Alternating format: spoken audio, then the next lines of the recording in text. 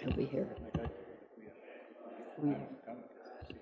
Yeah, not a problem. All right, good morning, everyone. We will get started. It's wonderful to see people in our gallery. It's an unusual sort of event. Am I hard to hear?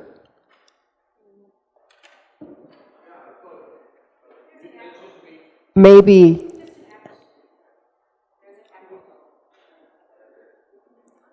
It's because I'm trying to speak louder, probably. Maybe try moving somewhere else. Like I know back there is the worst spot of all. I feel like I'm being a teacher again and telling you to move to the front of the class. And you are a boy.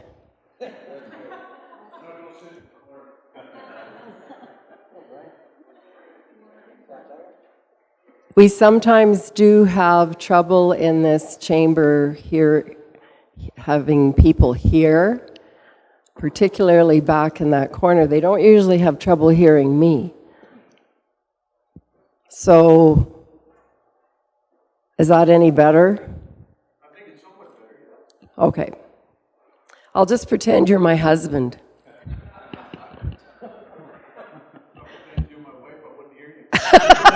Aha!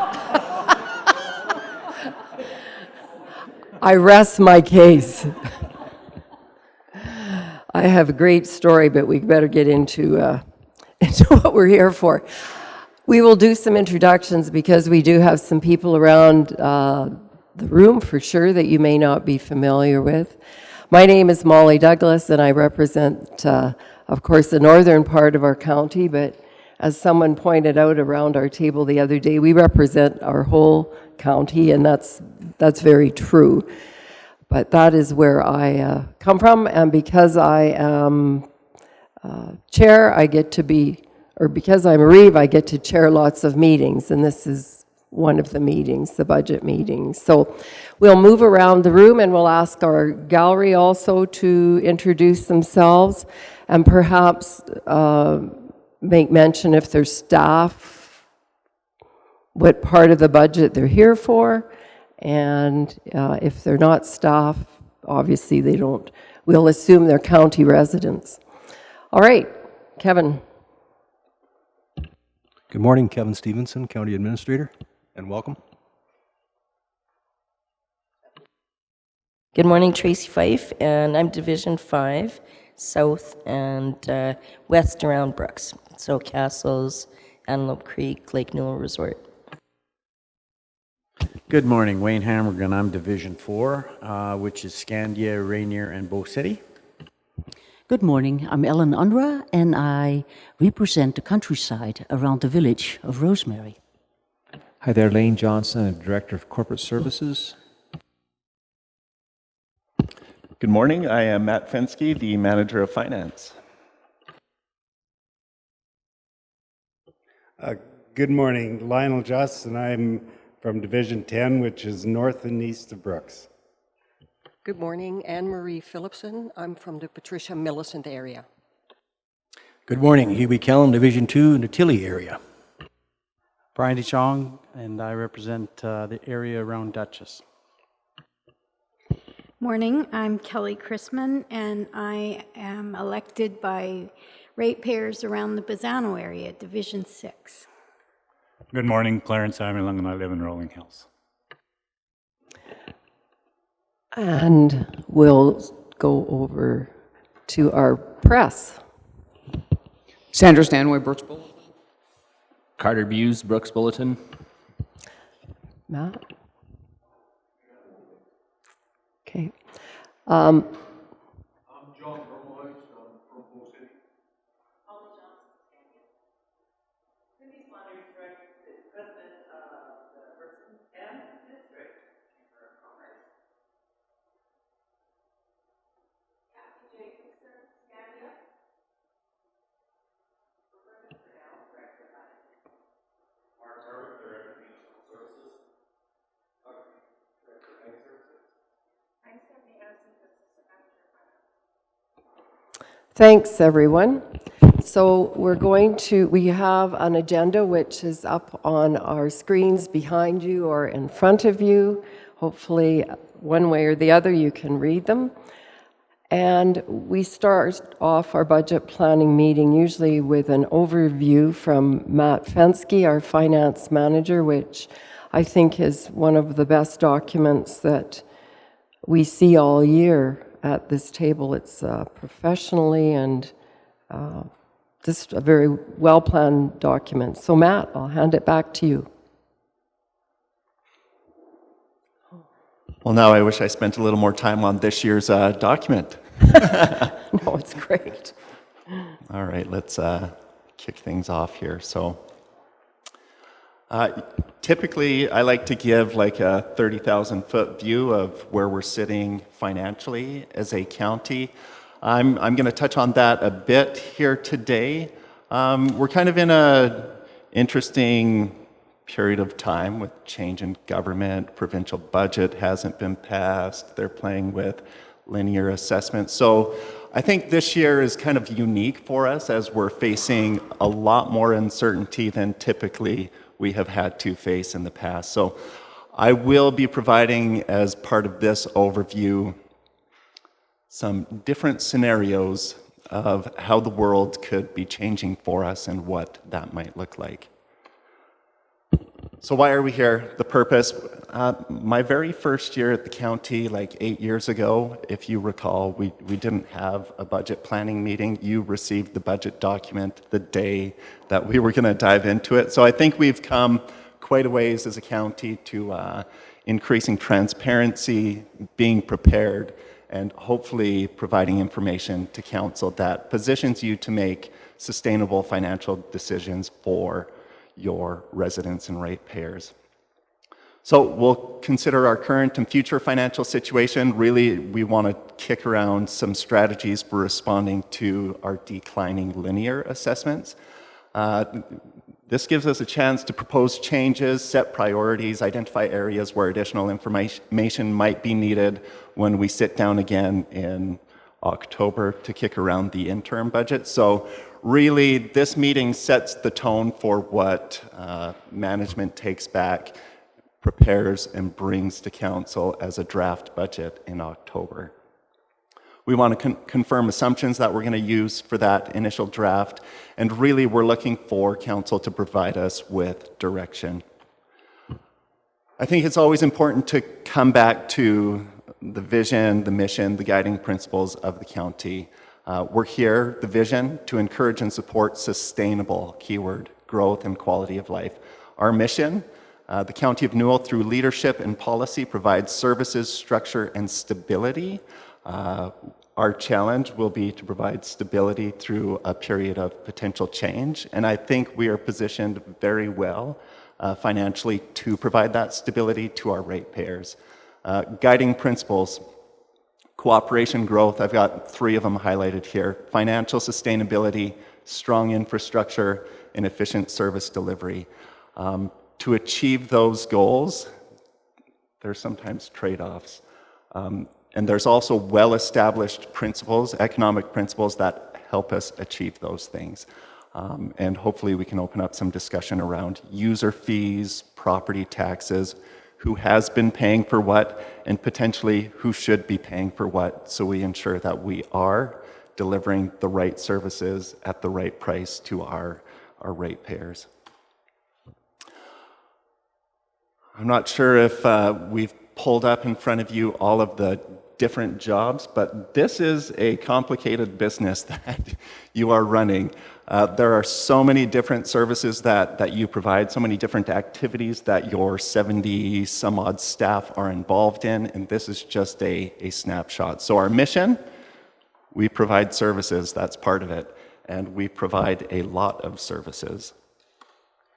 So what types of services, pardon me, the what can be categorized into one of 3 service types. A private service, this benefits specific individuals, groups, or businesses, and it's possible to prevent somebody from using the service. So one of the private services we provide is campground, the minibus. We can identify a specific user. It's pretty easy to charge them for use of that service. Mixed service is the next type.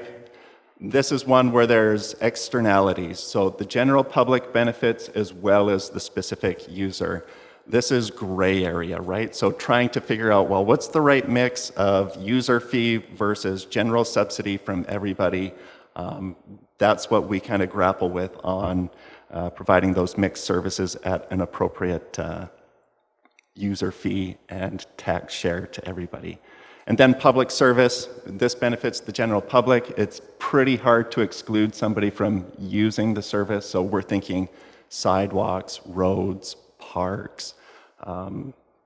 We've got a planning and development department. It's there for whoever decides to walk in the next 15 minutes. That service is available. There are capacity constraints, but that's what we're kind of thinking for public services. So who should pay? Well, it depends on the type of service that you're providing. Harry Kitchen, he's an academic, does a lot of work in municipal finance.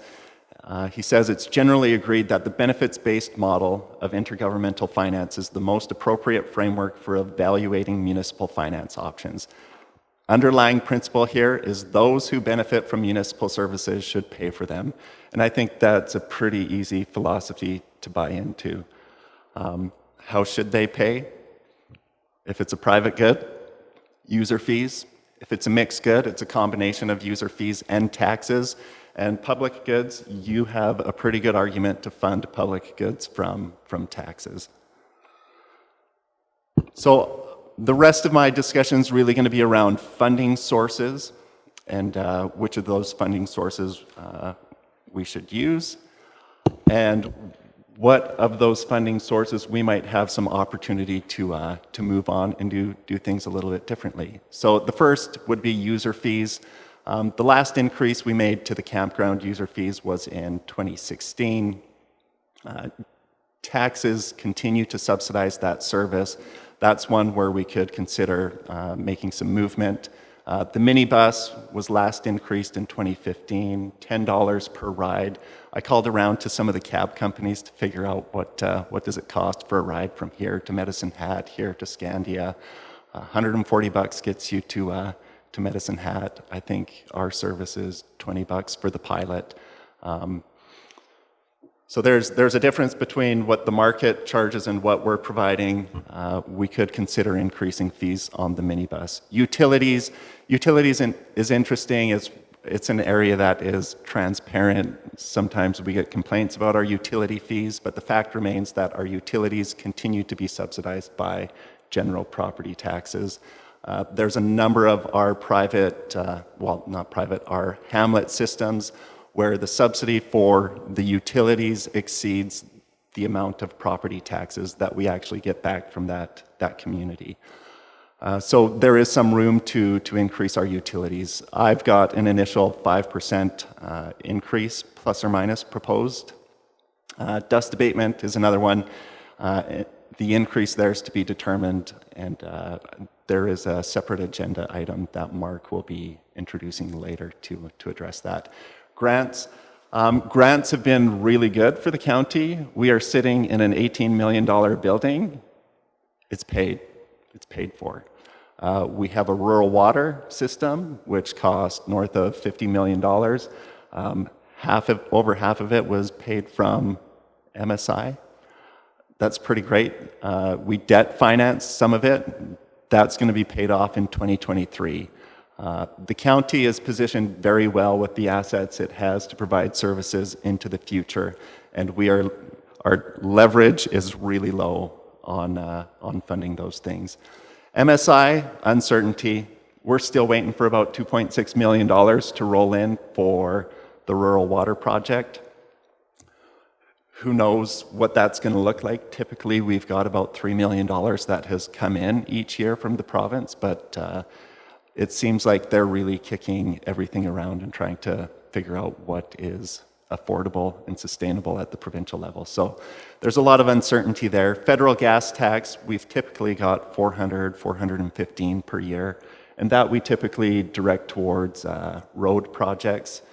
We do receive a few other operating grants. They're relatively insignificant in the scheme of things, but they do help us get projects done, like emergency management training, the river walk, weed control on our rivers. Keep in mind, I have not allocated any capital grants in our forecast years, and this is one area that might be able to free up some room in our budget once we actually know what the province is willing to commit. Debt, we're in really good shape. On debt, we have a debt limit of 60 million. By the end of this year, we'll have around 10 million outstanding. Like I mentioned previously, that will be retired by 2023. At that point in time, we'll just have a small balance left for local improvement projects, which individual hamlets pay on an annual basis. So we're in great shape. We have room to borrow and service new debt. Restricted surplus, this is our savings account. We were sitting on 90.9 million at the end of 2018, and eyebrows might raise and say, well, that's a lot of money, and it's more than I've got in my bank account. But when you consider the 5,900 square kilometers that we serve, the 1,500 kilometers of roads, the water and sewer systems that we will potentially have to replace, the 100+ bridges that we are also responsible to maintain and for which there is no provincial funding currently to replace, that $90 million actually isn't adequate for replacement costs. So I tried to break this down a little bit. I do a comparison of our restricted surplus to what the accumulated amortization of all our assets are. And we've got different funds. So our infrastructure fund, so our savings, is equivalent to 70% of our accumulated amortization. So we haven't quite socked away or charged ratepayers 100% of the cost, estimated cost of providing that capital on the infrastructure side. We've got 95% of the balance for facilities, and vehicles, machinery, and equipment, we're doing pretty good, 126%. You might say, well, is that too much in vehicles, machinery, and equipment? And I'll say, I don't know. But I do know that the cost of the most recent bylaw vehicles, they went up by about, what, 15,000? 30,000? So, we paid 60 for the last ones and we paid 90 for the new ones. So we do want to have some room in those to deal with inflation. In comparison to other municipalities in the province, we are sitting very well with our savings. One of the proposals I'm throwing out there to deal with the decline in the shallow gas assessment is that we consider using our stabilization fund, which was set up for that specific purpose, to provide us with some stability through a period of transition if necessary. All right, so let's talk about property taxes.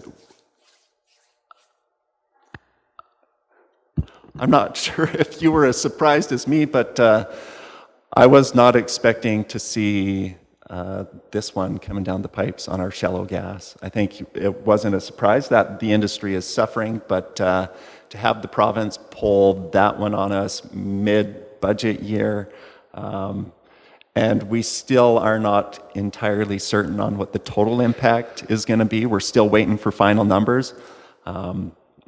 It's an interesting approach to managing things, but they've told us to estimate a 35% decline in our shallow gas. I was talking to one business owner who has some wells, and I said, well, I was surprised not to see any of your wells or pipelines on this list of shallow gas that I got back from the province. And he said, well, ours are deep, and we're talking to the province currently, and they're thinking about doing something for us too. So there's a lot of uncertainty around this. The estimated impact on just the shallow gas for us is $2.4 million in municipal taxes and $148,000 that we collect in paving taxes. So it's not insignificant. $2.5 million is kind of what we're looking for going into this budget cycle. So how do we find it? Do we do less? We save less? We increase taxes? That's what we want to kind of kick around. I thought these taxation principles that the regional working group threw out were enlightening and really good. I'm not sure how each of us individually support or don't support them, but I thought I would throw these out and then we could look at some scenarios based on these principles. Fairness, equity, the idea that taxes should equally burden all individuals or entities in a similar economic situation. The benefits principle, which we've talked about before, those who benefit should pay more for those services that they benefit from. The ability to pay, this one I'm trying to think, well, you know, property tax really doesn't take into account your ability to pay. If you can't pay your taxes on your home, you've got a few years to figure things out, and then we take your house and we sell it. It's a little harder on the linear properties, but you know, linear, that's a good example. Cash flow for these companies is tight. Their ability to pay or cash flow their taxes is constrained. There's not a lot in our current property tax system that addresses ability to pay, providing people with flexibility. Predictability, collection of taxes should reinforce their inevitability. So I already mentioned, if you don't pay your taxes, we take your property and sell it. Taxes should not fluctuate drastically year to year. So the strategy where I hope we end up is that if we are facing a decline in linear tax revenues, that we're figuring out a strategy to ease that transition for our ratepayers. Flexibility, taxes should respond to changes in economic circumstances. Accountability, a big one. We should be accountable for the taxes that people pay. They should understand where their taxes go. I think we've done a decent job putting information out there. We've got, I think, a relatively boring, easy to read budget document that's available online. Neutrality, taxes shouldn't favor one group or sector. And simplicity and transparency should be easy to understand by an average taxpayer. So let's keep those principles in mind as we kind of work through some scenarios. These are just scenarios, Sandra. So anything that gets into the paper, I'm not proposing that we double taxes or triple taxes. I am just presenting what the world could look like. It does not have to look like any of these scenarios. This is what the world looks like in 2019, the pie. Of the services that the county provides, non-residential paid for 87% of those services, residents about 11, and farmland 2.6. The question is that the right shape of the pie? So let me try and unpack this chart here for you.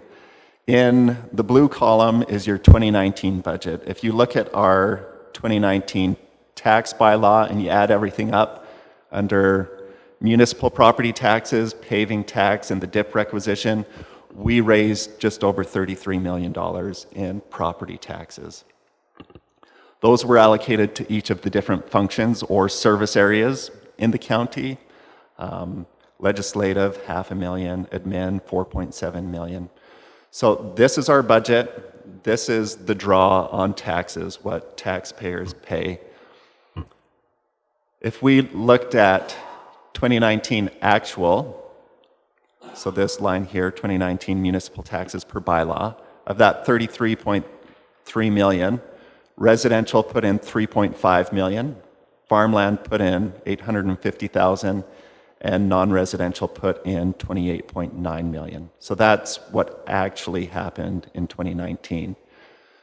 So we could say, well, what determines who pays for the tax bill? Like, is there any logic or rationality to it? Have we just inherited the system that we've got currently? Well, we could say, well, we have an assessment system of values placed on a property, and maybe we just allocate things based on percent share of assessment. So that's what you see up here, the actual assessed values of the different property classes and the proportionate share each of those make up of our total assessment. Question, Matt. And by the way, if anybody has questions along the way, please let me know, or even out there. And I'm thinking that this document could be emailed if people happen to have,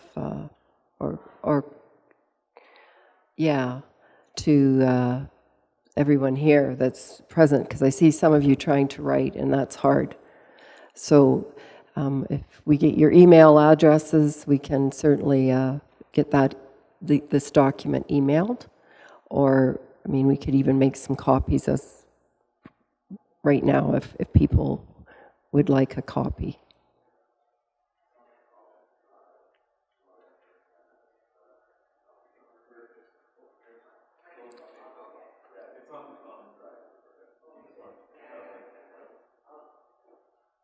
Thanks, Roberta. I think I forgot what I actually stopped for, but that was the first thing I wanted to say. Well, and as soon as I see heads, bobbing for apples, I'll know to speed it up. But I think these are important scenarios to consider. So, let's say we're gonna allocate the tax burden based on the percent share of assessment for each category. So the numbers that fall out here are just the total budget times the proportionate share for each category. So what does that look like if we choose that as a taxation policy objective? Well, our residential would go up by $2.6 million that we need from them. Farmland would kick in another $230,000, and non-residential would have a tax reduction of 2.8. We would need a tax rate of 7.79 across all of those categories to achieve that. And Matt, just a little note on assessment. Most of the way things are assessed is provincially controlled, correct? Right. So the province sets the rules for how we assess things.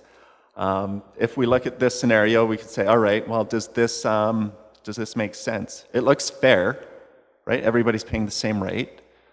So we check by the fairness/equity taxation principle. It looks neutral. It doesn't favor any one group over another. But the problem with this scenario is the farmland assessment is a regulated rate. So we're not comparing apples to apples. Residential and non-residential, previous to this latest intervention from the government, was market-based. Hopefully the non-residential will continue to be market-based, but farmland isn't. So arguably farmland should potentially be a higher share of that. That's scenario one. Scenario two, and this one is actually pretty close to our current status quo. So this, we look at it and we say, well, yeah, we'll divvy things up based on proportionate share of assessment, but we think that non-residential and farmland should pay more than residential because they're businesses and we think they have a greater ability to pay. So we'd like $2 from those groups to every $1 that residential puts in. And that's pretty close to what we've had in the past, is 2 to 1 kind of a thing, except on farmland. Farmland we have been moving up, but so let's use that as a philosophy. What does that look like? The pie changes a little bit, but not much. We get another 138,000 from, or residents save 138, farmland kicks in 340, and non-res saves 200,000. So not a big shift, if that is the philosophy. Is that fair? Does it disadvantage one group over another?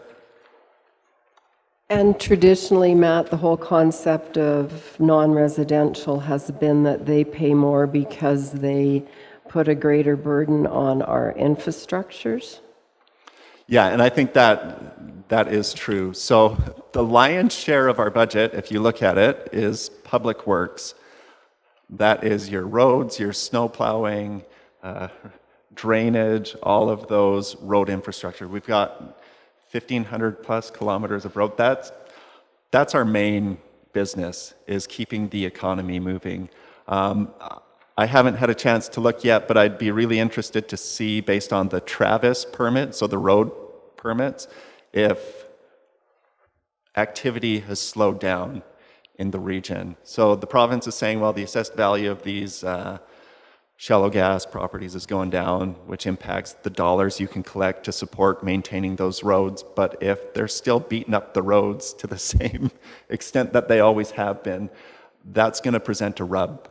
We'll need those dollars to take care of those roads. All right, so that's scenario 2. Last scenario, probably the least popular for anybody who's a resident or a farmland, taps into that benefits principle. Those who benefit should pay. This is not an exact science, this scenario that I've put in front of you.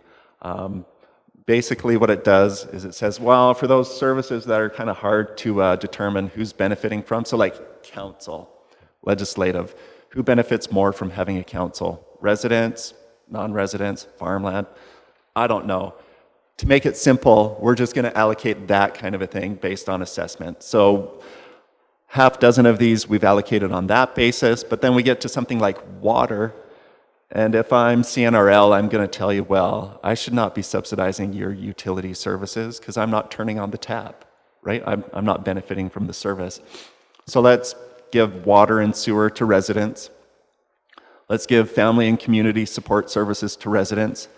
Let's give ag services to farmland, 1.5 million.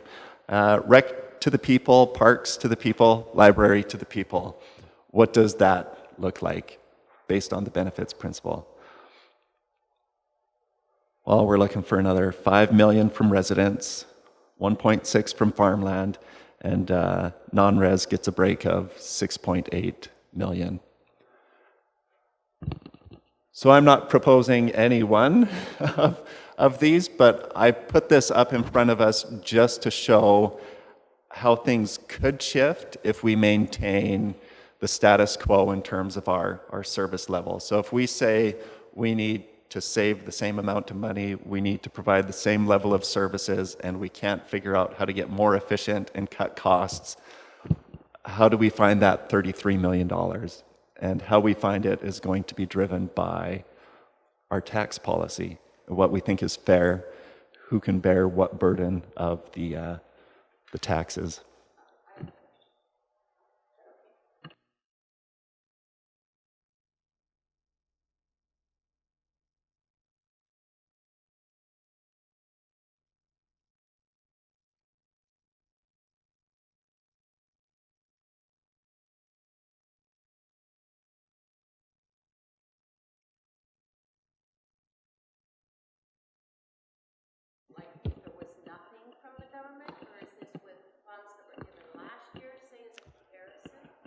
This scenario is based on the 2019 scenario, which did not include any MSI capital grants. It did include 800,000 of federal gas tax funds for grants. But it's just saying if 2019 is our status quo, and we need to keep that moving forward to keep the economy moving, our residents satisfied, the minibus on the road, and if the capacity of our non-residential sector to bear the tax burden is decreasing, how are we going to shift these things? Are we going to shift these things?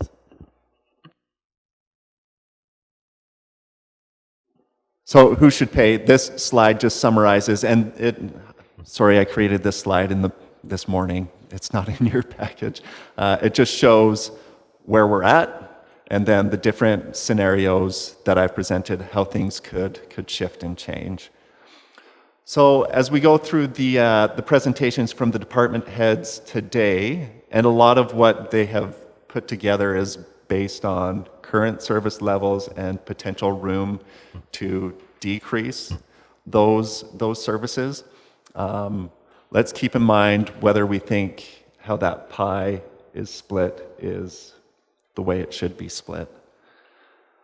I threw in tax rate comparisons just for your information, so you can look at each of those scenarios and where the different rates shake out and if we're still competitive, because we still, I think, want to be a competitive municipal district among all rurals. So we've got all these kind of competing interests that we're trying to balance, right? Being equitable with the tax burden, responding to changing economic circumstances in the oil and gas sector, and being a place that people want to come and work and raise their families. Last slide here, initial assumptions that will be rolled into our interim budget that gets presented in the fall. And these will all be tempered by discussions that we have today. I'll assume that shallow gas property assessment is going to decrease by that 35%. We will be looking for $2.5 million, whether it's pulling some money from the savings account, the stabilization fund, maybe saving less in certain areas. We've got the potential for service level reductions, which will fall out today. Hopefully this fall we get some certainty about what capital grants might look like. That can free up some room. And we are proposing increasing user fees and tax rates over time. I don't think we want to shock the system. We don't use this opportunity to, jack up property tax rates. I'd like to see us ease into a new reality if a new reality is where we're headed. Salaries, cost of living, we typically go with a 2%. That's pretty close to your historical inflation rate. And our insurance guys said that we should expect about a 10% increase in our insurance rates because of all of the fun that has been happening in the province. So that'll have about a $30,000 impact on us. I will hop off my soapbox if there's any questions or comments. You know what, I'm just gonna go to council first, because sometimes they'll ask questions I think that you guys might ask too.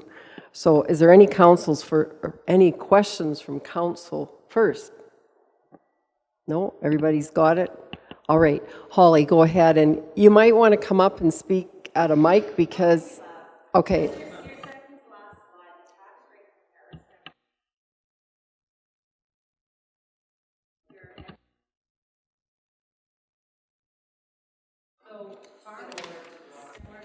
Yeah. Farmland is in the range of other peer ones, correct? Tax rate at this point? Correct. Yeah, it's right in the middle.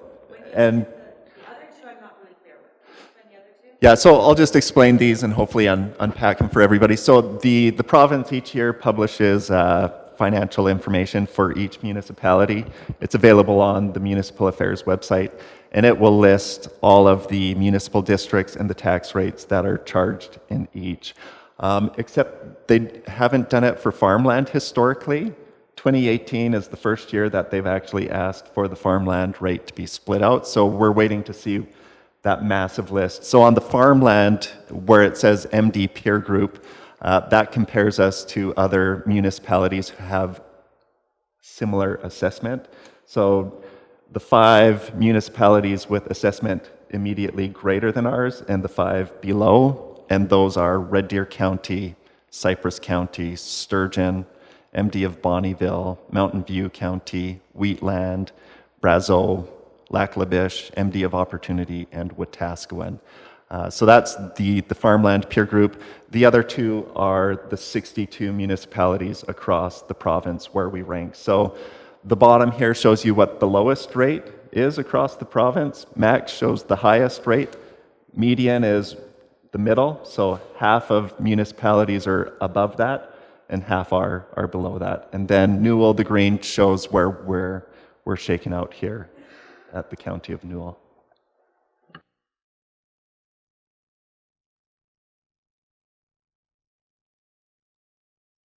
Before we go into the next part of our agenda, which is the individual presentations by staff. Kelly? Just a comment, Matt, as always, I don't know how you keep doing it every year, but every year you make it so much easier to follow you. And your scenarios are just great resources for me personally. So I just want to thank you from my side of the table. Eventually, we'll even totally understand it, maybe.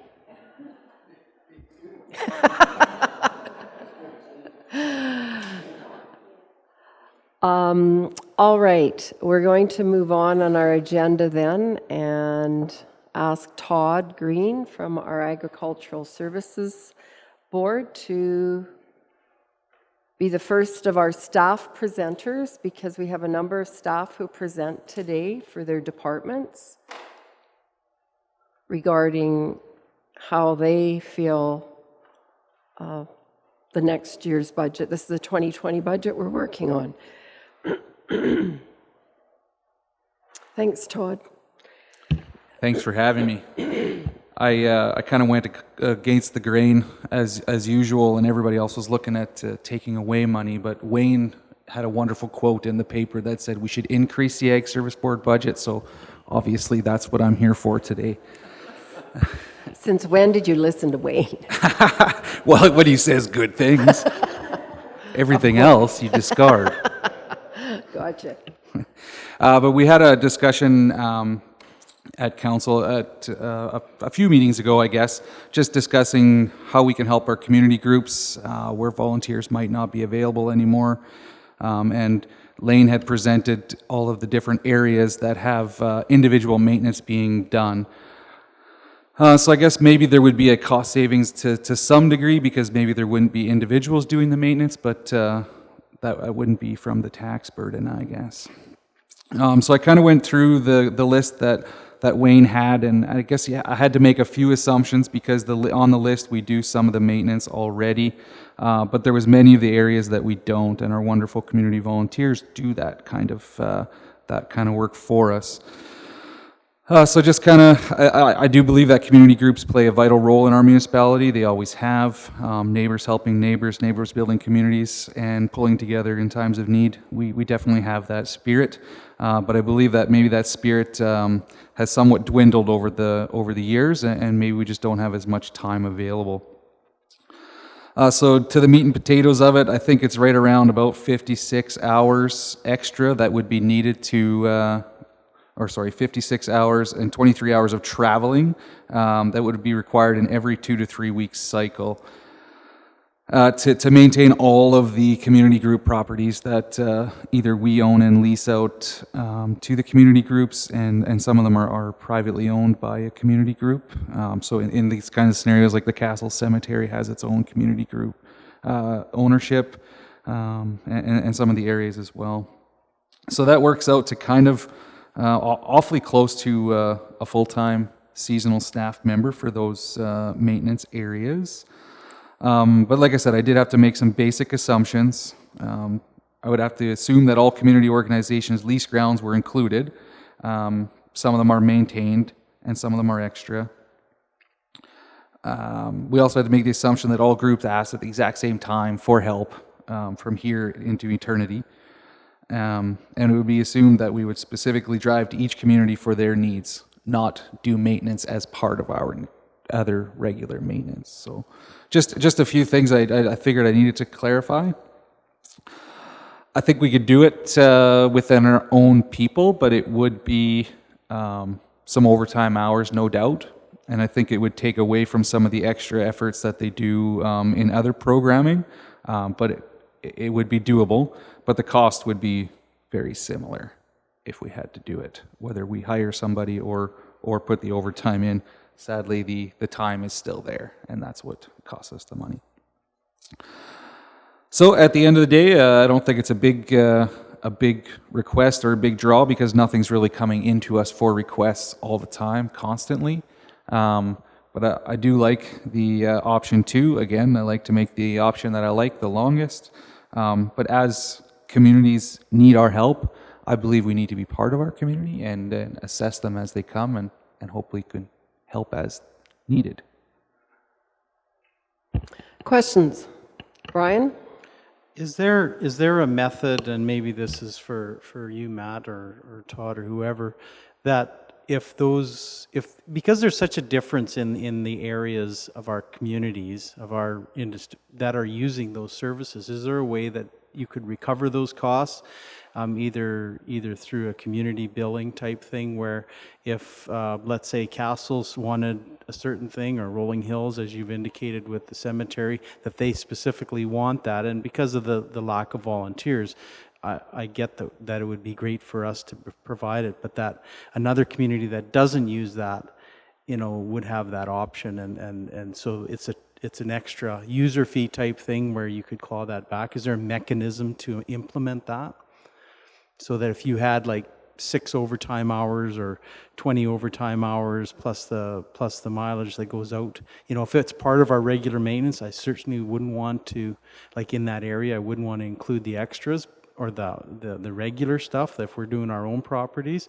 But if we're doing something outside of that, is there a method to recoup those costs?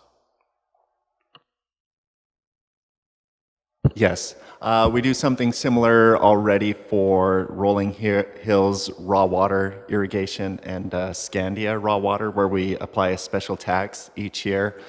We hold those funds in a liability account, and as expenses come in, they're charged against those funds. So the community or the user specifically, it's anybody who has that irrigation service, they pay an additional special tax. So you could set something up similar to that for, and I guess it wouldn't even have to just be limited to ag services. You could even consider if there's a community that has a deficit on their utility system, they are on the hook for it in the community versus the county at large. Other questions?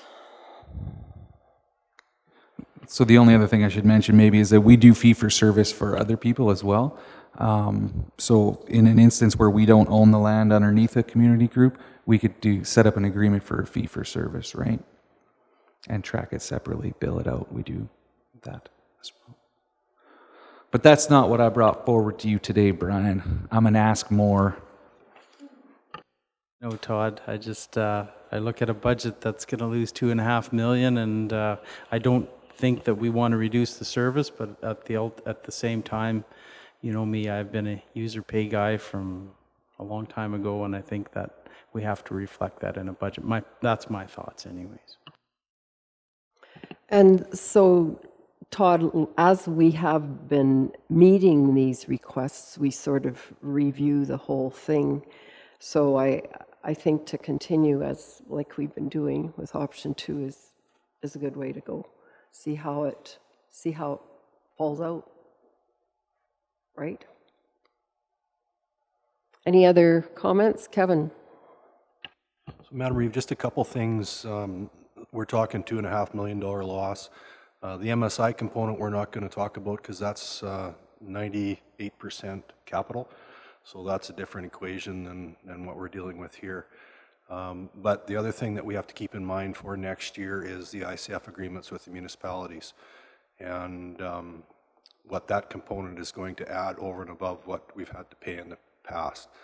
And we know with the city, with the proposal that they had with regards to recreation being on equalized assessment per capita, would put us in the range of 50% funding operation for their facilities. We signed our agreement with Bassano, we're done. That's at 50%, but that's a small dollar value, so it'll fit into the budget fine. But I just want to keep that in mind when we're thinking about $2.5 million. You may be up to 4 or 5, depending. They have to be signed next year, whether we can do it as a group or if we have to go out to arbitration, and the arbitrator will decide who pays what. So, Kevin, that we should be considering this because if the present government continues with those ICFs, they are due in the spring of 20, right? So that has to be in the 2020 budget. Yeah, we would have to have a contingency for it for sure. Either that or do a budget adjustment midstream, but it's pretty hard to change a tax levy if these have to be done by April of next year. So taxes go out in May. There's a short window there, but yeah, so there would need to be a contingency in there. And I would hope an arbitrator wouldn't rule in favor of assessment. As Matt mentioned, 87% of industry paying taxes. If you're building facilities and paying for recreation operations based on assessment, that's going to decrease by 30%, say. That's a dangerous game to get into a funding model like that. So hopefully they won't go for that. Hopefully they'll follow council's lead and deal with it on a population people benefit basis, but you never know with arbitrators.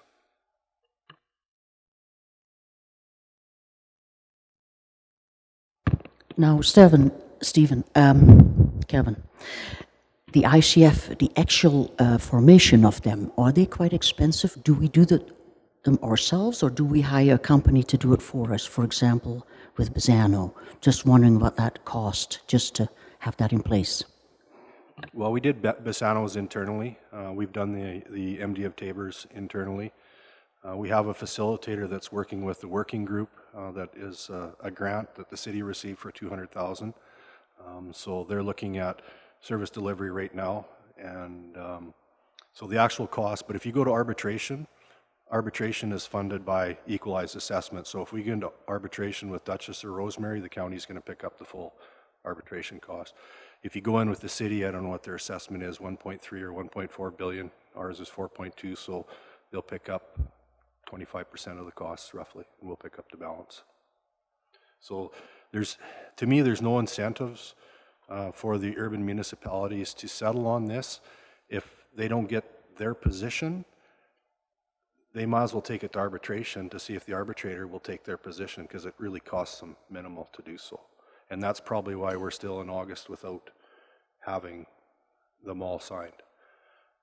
Talked to Dutchess and Rosemary. They want to get after it in the fall, Octoberish, so hopefully we can get them ironed out. But I don't anticipate their costs are going to be huge in the big scheme of things, because they're both smaller numbers, but the city's is a big number in rec. So I just wanted to put that out to make sure that we're thinking about that as we move forward.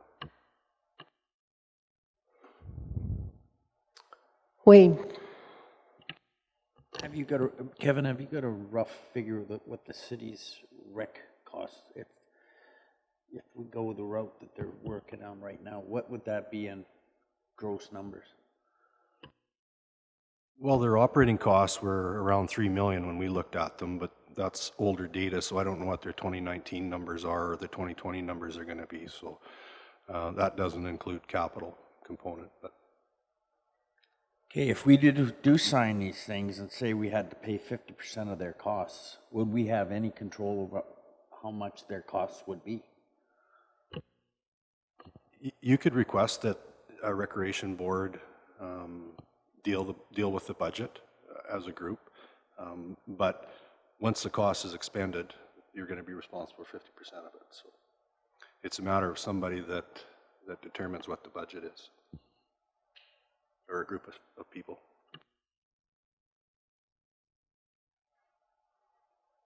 All right, Todd then. You're still there, so anything else? Nothing else for Todd?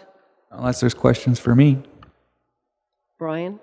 I had one more as far as your agriculture services and where you could see some savings, and the one that I just threw out there was to reduce your mowing schedule to once a year, a later mowing schedule, whether that's feasible, and what are the pros and cons when you're looking at that, and if there was others that you look at as far as cost-cutting measures within your department, what would that look like? Because again, I look at it from a different set of views than you do.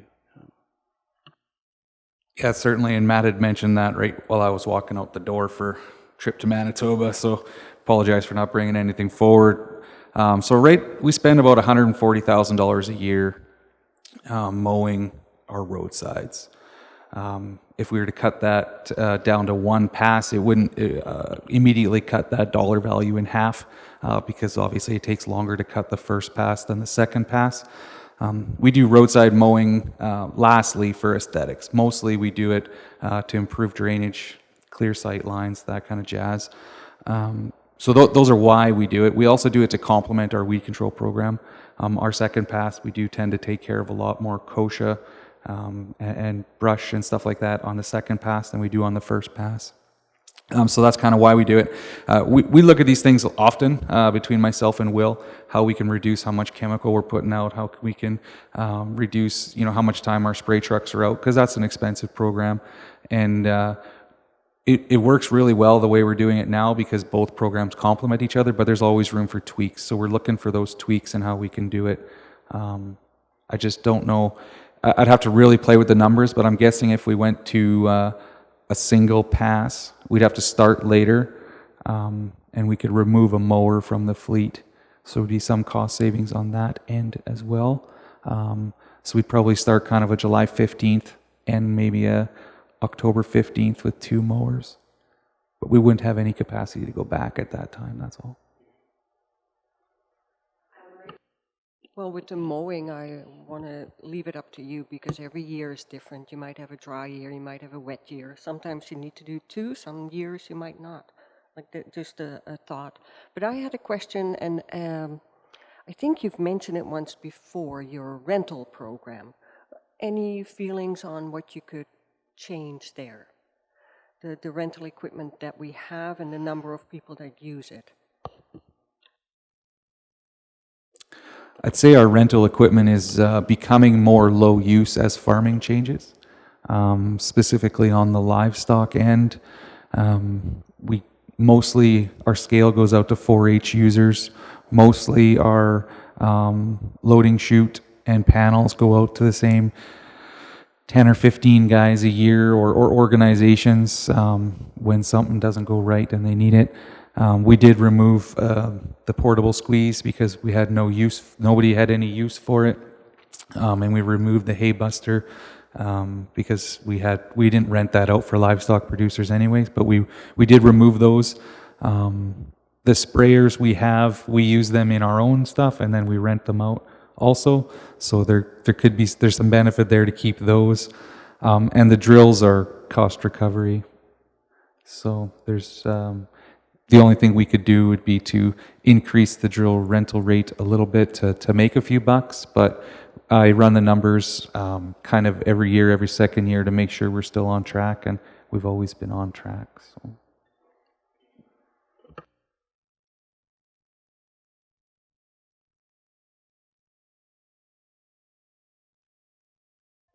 My question was more around Emerson Park and the fees that are being charged there. Is there a possibility for some increase in there? I know the provincial campgrounds definitely have increased over the last few years, but what is your opinion on that?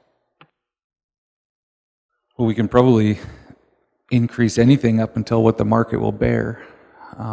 And sadly, we have a wonderful campground in Emerson, and it's a beautiful, tranquil place, and it's got ginormous trees and lots of wildlife, lots of wildlife. And the one thing it doesn't have is a recreation draw. So Rolling Hills Reservoir has a ginormous lake that boaters and enthusiasts love to use. Lake Newell's no different. Crawling Valley's no different. We don't have that draw. So having a similar price, we might lose some of our market, good, bad, or otherwise. But so we can, and me and Matt have batted this around even when we increased to $30.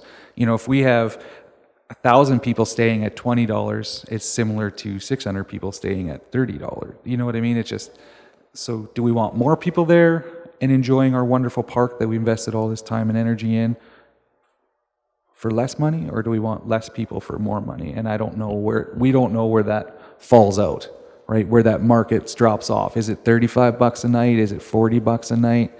I know you can't stay at any KOA anymore for less than $60 a night, but that's a different world down there too, right? But that's my only thing on increasing Emerson, is I just don't know where the market can bear with no recreation draw. So we're about $5 cheaper than the others? I think we're $10 cheaper than the reservoir now. I think the reservoir's $40 a night, and we're $30. Oh, wow. $40, yeah.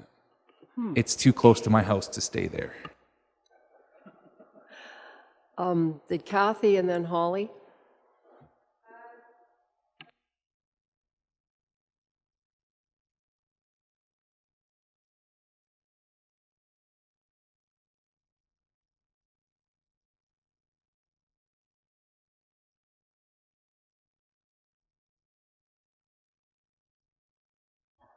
Yeah, no, we don't pay 50% now. I think, I don't know what Lionel and Tracy, we give them 75,000, and we have for years. At present, yeah.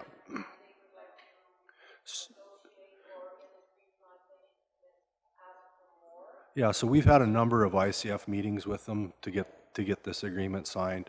Our proposal to them was to take Division 5 and 10 population, the City of Brooks population, and prorate it based on population. The municipalities all came back, other than Bassano, that they wanted recreation funded by assessment.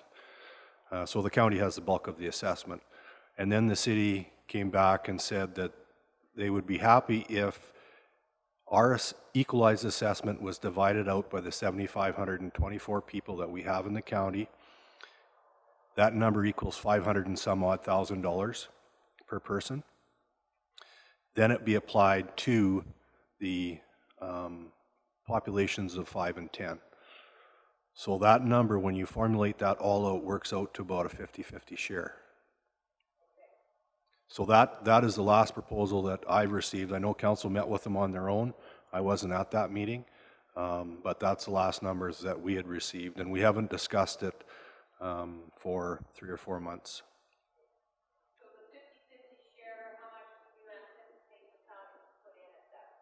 Well, the numbers that we looked at were 2016 numbers, I think, and it was $3 million. So I'm not sure what their current budget is. So I'm going to say somewhere between 1.5 and 1.8 would be our share of operations, not capital.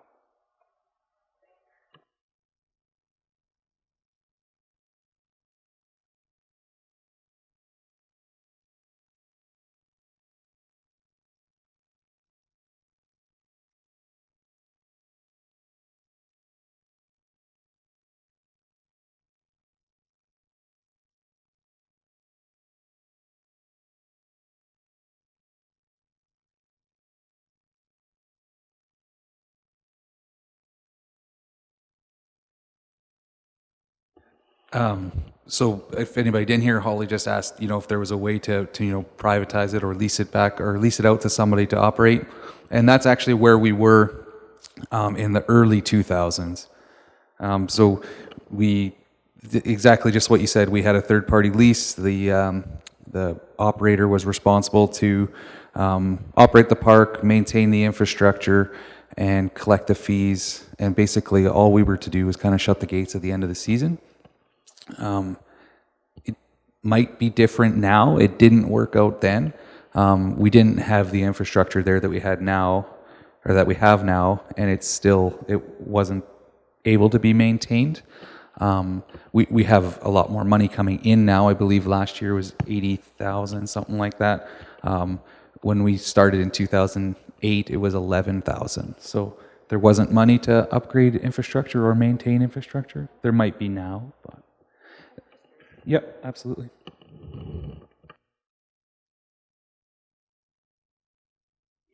My question to Kevin, just for clarity, I think I get it, but I just wanted to clarify that the recreation agreement discussion funding that we're talking about is around the ICF and not around regionalization, because there are two distinct different things. The ICF is mandated in the MGA, and the regionalization is an exploration of council, which are two different topics altogether, correct? Yeah, no, that's exactly correct. We agreed last fall when we had Doug Griffiths, the facilitator, out as the municipalities to do the analysis that we're going through right now, take that analysis out to the public, see what they say at the end of the fall here. That's one component that we're working on. The other component that we need to finalize is the ICF agreement, which, it includes other things. The city had policing services that they wanted assistance with. They wanted the county to pick up more share of social services. There's a number of items. Of course, fire needs to be updated with them as well. So there's a number of components within the ICF servicing agreement that has to be ironed out between now and April. And I've sort of called the whole regionalization work the ultimate ICF agreement, right? Because it would get rid of all the boundaries. So the agreement would just be there. Does that make sense, Kelly? Okay. Somebody else? I keep seeing, this is too hard, both ways. Holly?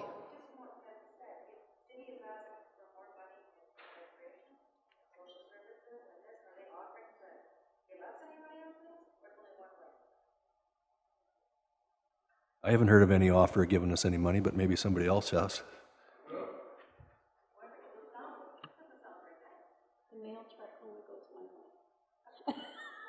Well, the concept is to pay for services that they provide for us, not just willy-nilly give us money. That's the concept, because we give our other municipalities, not just the city, money as well for services that they provide for our rural residents. So there is some framework to it. Kevin, John? Yeah, I was just going to add a comment with regards to, I think council and administration believe that 75,000 isn't reasonable. It's an old agreement, right? It needs to be. But I don't think anybody feels that the equalized assessment per capita formula is reasonable either. So we are in different opinions there. The unfortunate thing about the ICFs, and for the people that don't know, that was legislated in 2017. And in my view, it has added more stress to municipal relationships. We always got along well with our partners, and for the most part. But the trouble is they put all of this onus on rural municipalities, municipal districts, because we have to do them with everybody. So we have 9 to do. Urban municipalities have 1 to do. So they're in no hurry to get it done. But the trouble with no hurry to get it done is we got 9 to get done and we have 2 done. So I hope the government throws them out between now and April, and I heard rumblings they might, and that would be the best news that could ever come. But if they don't, that's what we're tasked with. John? So the question is then, if they don't get negotiated successfully by April of next year, then it automatically goes to arbitration. So the way the legislation is set up is the municipalities can agree on an arbitrator. If they don't agree on the arbitrator, then the minister picks one. And it's funded by equalized assessment, so whatever the cost may be. And we know with these things that arbitrators and hearings, they don't come cheap. So they don't come cheap. I don't know how long it'll take. I mean, if everybody's going to be in the same boat at the end of April, there's not enough arbitrators in Alberta to deal with it, so who knows how long it'll take.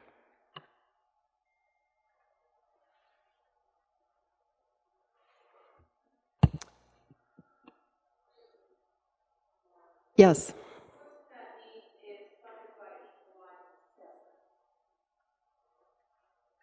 So everybody reports an equalized assessment in the municipalities. So the cities is about 1.4. The three of us is about 5.8 billion, and the county is about 4.2. So you do the ratio of funding recreation on that. But the last proposal of the city was equalized assessment divided per capita, applied by the population of Division 5 and 10, which is around, I don't know, 2,600? Something like that. Versus 14.5 where the city's at. But the trouble is their equalized assessment's under 100,000 per capita, and ours is, because we have so much industry, is over 500,000 per capita. That's the difference. And everybody's been eyeing up county assessments and linear assessments. I mean, we've had a number of meetings with the province in the last election. We went up to Edmonton twice because we thought they were going to pull it and then divvy it out to everybody equally. Linear assessments only brings in about 9% of the assessment in the province. It's a big number to us because we have the wells and we service them here where other people don't. So, you know, we hope that doesn't hit the table again, but I wouldn't be surprised. Depends who has the political ear, right? That would be scary for the county if that happened. I hope it doesn't. I was part of a conference call yesterday, and Vulcan County, I'm not sure I'm thinking, Kevin, that they must be paying their taxes at a later date than ours. But the trend, at least there, since the 35 or the 35% reduction occurred in the shallow gas, is that the oil and gas companies, some of them have come to them and said, well, we're just going to pay 65% of our taxes. And they're not shallow gas. So, yeah, that was not very exciting or positive news for sure. Just think Kevin and I were of the belief that when we went up to Edmonton on July 2nd in that big rush trip, that the government had not thought this out very well, and that the repercussions could be worse than what they're trying to achieve. And news like that tells me that's exactly what's falling out. So, yeah, interesting times. Anything else? Todd, you're just entrancing us today, and we're going off all over the place. So maybe we better let you go before you don't get any work done. Thank you, Todd. Moving on to information technology, item 2.2. Roberta, please join us.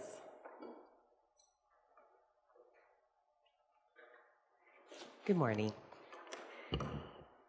It just seems so trivial after all the things we've been talking about this morning, what I'm bringing, but I'll do my part and go from there. And I just want to tell Matt and you guys, I also enjoy your presentations very much, so you always do a good job. So I only have one item. It's IT backup and disaster recovery. So I'm bringing it forward at this point in time for two reasons. One, it kind of changes the budgetary landscape. So if the recommendation is accepted by council, it kind of shifts from a capital cycle through of funding requests to shift to the operating fund. And the other reason, and now I'm feeling bad because of Vulcan County, I'm going to throw another thing at them, is that if the recommendation is accepted, I'd like to give notification to Vulcan County that we would like to end our partnership with them so they have time to come up with a plan and take it to their council ahead of time through the budgetary process. So in 2014, I'm sure all you guys know, but I'll give you a little bit of background in case anyone's forgotten, is that Vulcan County had approached us and asked us to partner with them. There was a grant opportunity to do a backup and disaster recovery program between the two municipalities.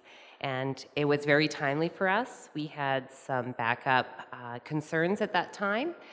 We also had a lot of IT projects on the go, and council had very generously funded those, so it was great to have the funding coming from the grant.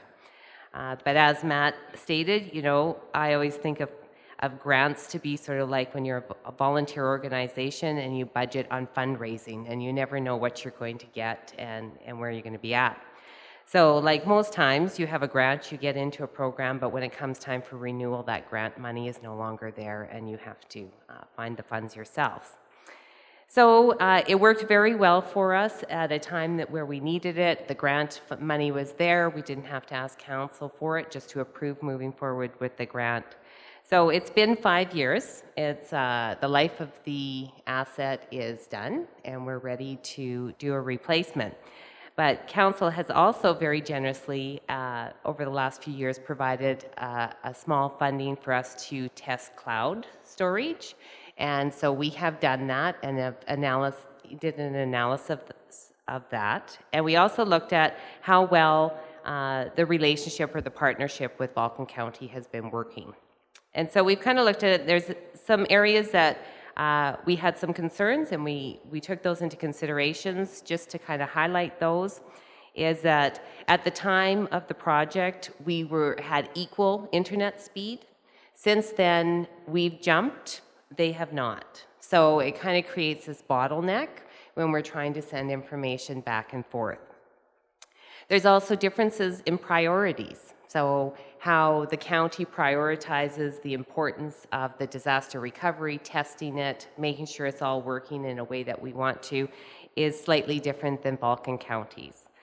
There's also difference in staffing levels. Balkan County they have one IT manager and one GIS person, which it's difficult for them to find the time and the expertise needed to do the tests that we would like to do. And and so of course there's always the difference where now the grant is no longer there, it's time to replace it. Do we have the same ability to fund between the two municipalities to meet the business requirement? So I thought, well, I gave all the reasons and analysis there. I should tell you some of the benefits that we think if we moved to a cloud storage. So a couple of things is every few years we kind of poll staff to say, what's your non-functional requirement? So what's your expectations for a system to be down? How long would you tolerate it to be down in a normal operating system, in a disaster? And for critical systems, that has always come back 1 to 4 hours. Well, with the current disaster recovery program and plan that we've got in place, we're not sure we could achieve that. So the option now with the cloud, so we've done a test for a while, and we see that it's we can meet that. We could meet that business requirement where we could pull it up within 1 to 4 hours. Another difference is with staff time.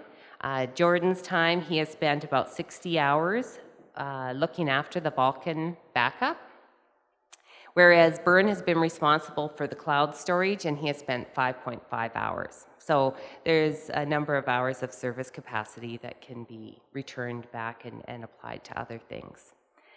So based on that, I took a look at, well, what's the cost look like? And so the system we purchased in 2014 was $178,000. So the annual depreciation on that is $35,780. Annual operating cost is $11,000. That's for our licensing and warranty on the equipment. And I took those 60 hours of Jordan to figure out how much of that was actually on trying to perform the test for the disaster recovery working with Balkan, and estimated that to be about $2,500. So if we take a look at the cloud storage, we estimate that it would then be zero depreciation because we would have no capital. It would become operating, and we would have an annual cost of around $42,000, $43,000 to keep that backup strategy in the cloud. And service capacity, there will be some. Staff will be required to help to troubleshoot if there's any issues, to test, to make sure that it's working the way we anticipate. So I put about $1,250, half of what they're spending now on disaster recovery. So with those things, there's a couple of options. We can move forward to continue to work with Balkan and replace that hardware. I think we would face some challenges, and I wouldn't be confident in a disaster how well we could bring things up because of the limitations that we're facing there.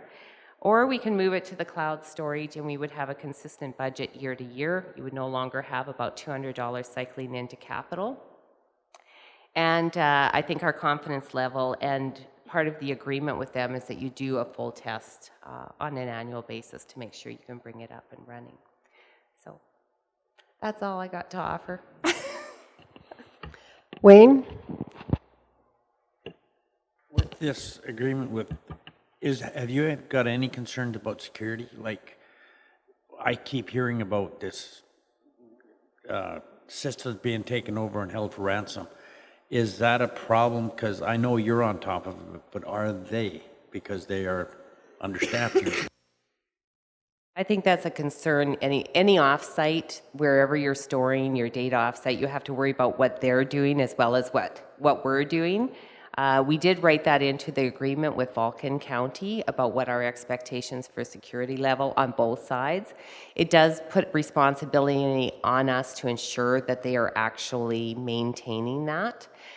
So it would be the same for the cloud. We would make sure that the agreement stated what kind of security they would be maintaining, and that they would hold the liability if they did not provide that. Who maintains the cloud? Who's behind? Is that Google or?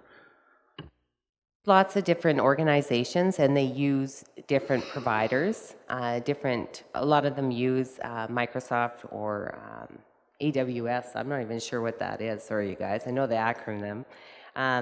So the one we've been using that we used to test with is Storage Pipe. Yeah. And so there's all kinds of different providers, and we would go to RFP on it because of the value of the contract. And we can take a look at those things. So we've tested it. It's been pretty good. It's very hands-off for county staff. We get notification when things are successful and when they're not. And when they're not successful, there's staff at Storage Pipe who looks after it and gets it up and running. They provide the equipment that you need. So they look after replacing it, updating it, maintaining it, doing any upgrades on the firmware. All of that stuff is done by Storage Pipe. And I think price-wise, it's pretty comparable. It actually saves $5,000 a year. How's that, Matt? Hey, it's a change from the usual ask from IT. So I love it. I love it. I never thought I'd see the day. It's sort of almost a lateral, yeah. Ellen.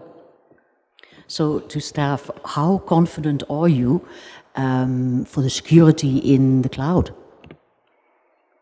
Sorry, Ellen, how? Like how secure is the information in the cloud? Can that be, assessed by different people we don't want to? Yeah, we assess that. Actually, a lot of the things that the county uses is stored off-site. So AllNet meeting, so what we use, that's stored off-site. E-compliance, report exec, which CPO's officers use, that's hosted on somebody else's website. Like, it's not hosted on our site, and we don't look after updating it. We don't look after the servers where that data is maintained. So yeah, it's pretty common practice to have those agreements in place and the companies that are responsible for that. Yeah. With the 42,600 line item there, is that primarily licensing or software, or how is that broken out?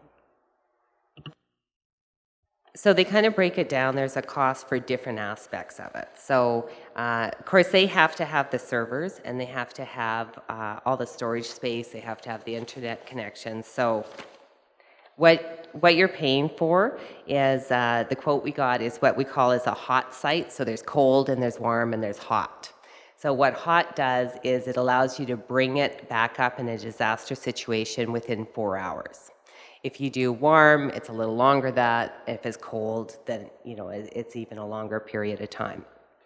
Our request for hot, this would only be our critical VMs. We actually have, I'd have to ask Jordan, but what we even consider to be important is about 50 VMs. What we consider to be critical is 25 VMs. So this would bring the critical systems up in a maximum of 4 hours. That's the service level agreement that we would have with them. That is, like I said, 15 VMs that we would have bringing in there. 10 CPUs. It depends on the gigabytes and the RAMs, and it also on storage. So we would have, I think, approximately 15 terabytes of storage that we would need to hold all that information.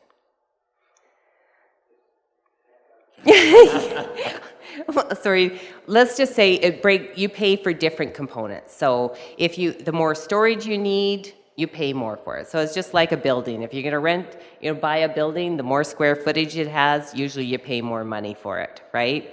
The faster you want it, the quicker you want it. If you want very responsive, you pay more. Less responsive, you pay less. It's just like all things in life, right?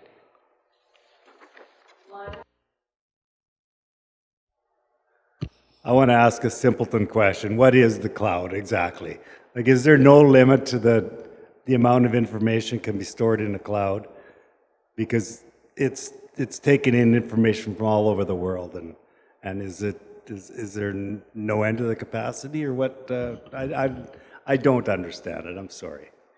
Well, I'm not an expert by any means, but the concept I think is pretty kind of simple. Like when we sit at home and you guys want to go look at your AllNet meetings, right? You log in, and what you're doing is you're using your Wi-Fi, you're getting on the internet, that's traveling, your request is traveling to a server that is in some building somewhere, and it's asking for information, and it finds your information, and it brings it back. So that's all it is. All it is there's some data warehouse that is a big building that's holding all the servers, that is holding all this information, and when that is the cloud, because we are just sending things through the air, getting the information and bring it back. So as long as your data house can grow and your servers can grow and your demand, I think you can go on.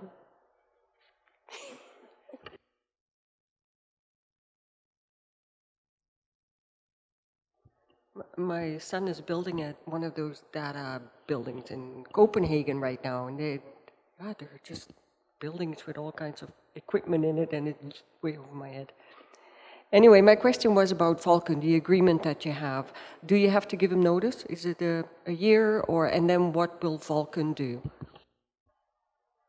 So I did review the agreement because I wanted to make sure that we knew if we were to move and bring ourselves up, terminate the agreement, what our obligations were there, and making sure that we could meet those. So there's nothing specific about a time frame of notice. I think, of course, we want to be as considerate as possible. I also felt that if they needed more time, there's no reason why we can't leave the system as is up and running. It's not that it's not working. It just means that there's an end of life on it where we can't get support without paying for it. But there's no reason that we can't accommodate and just let it run for them as they need. And when they're ready, then we can decommission it. But replacement of equipment in their agreement says as defined by each municipality. So, yeah, pretty wide open. Roberta, might they be considering the same thing as we are? I mean, if everyone else is doing this, yeah. Very possibly, and especially when I nag them about doing an exercise all the time. I'm sure they're tired of me. But they'll probably be relieved to get out of this agreement with Roberta. Wayne. Okay, right now all that equipment is storing our information. How long will it take for you to take that information and put it on the cloud? That's a good question, and it does depend on the speed of your internet and how much data you're pulling over. So I know that when Jordan and Marie at Vulcan County were working on, there's two kinds of tests. There's what's called a bubble test. So that means we just have this little isolated test area and we pull everything up, and if it pulls up, oh good, everything's being stored properly. The test we were trying to achieve is we wanted it to be more realistic. So we wanted to synchronize the data sets, shut our data down here, like our whole system here, and bring it all up over in Vulcan, and they do the same and bring it all up over here. And then we wanted to try to VPN in. So just like at home, you VPN into the system, or, kind of if you don't go over the internet, to get in there and do some transactions. And then we wanted to sync that data back over and bring our live system up and make sure those transactions came over. Because of the bottleneck, where we have the differences in the internet speed, it took 6 hours to sync the data over there. Then it took 6 hours to sync the data back. Jordan was here until 5 o'clock in the morning, because he could not leave until that syncing was done. Otherwise, we wouldn't be up and running the next day. So kudos to Jordan. And he kept Marie on task, because this is the differences in priorities is Marie wanted to go home. And Jordan says, no, because I'm not going to be here when our systems aren't up and running the next day. So I really have to commend Jordan on his professionalism, his commitment, and working through that. So it depends on the speed. If we were equal speed, where we were both had the same internet speed, it would be much quicker. And we send already just storing our data to the cloud. We're doing that in a cold scenario right now as our test, and we can get it done through the night.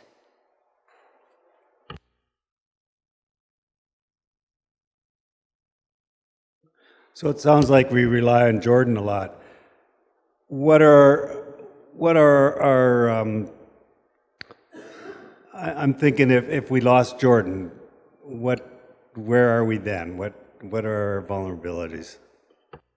So our strategy to address that, because business continuity is very, very important. And, you know, one day I won't be here, one day someone else isn't going to be here, and we cannot shut down business, right? So our strategy this was our first full test of this.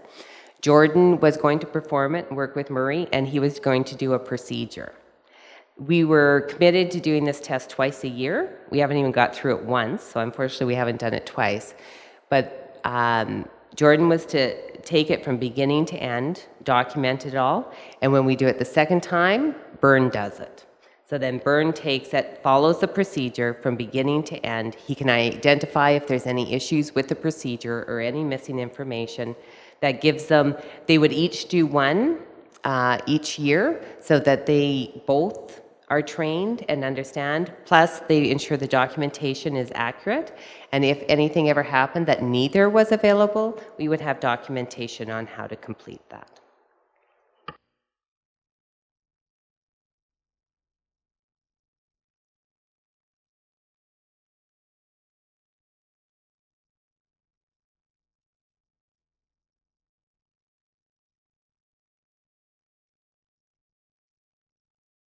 Yes, that's one of the questions we always ask. So we always know where our data storage is, and it's actually in the agreements that we sign.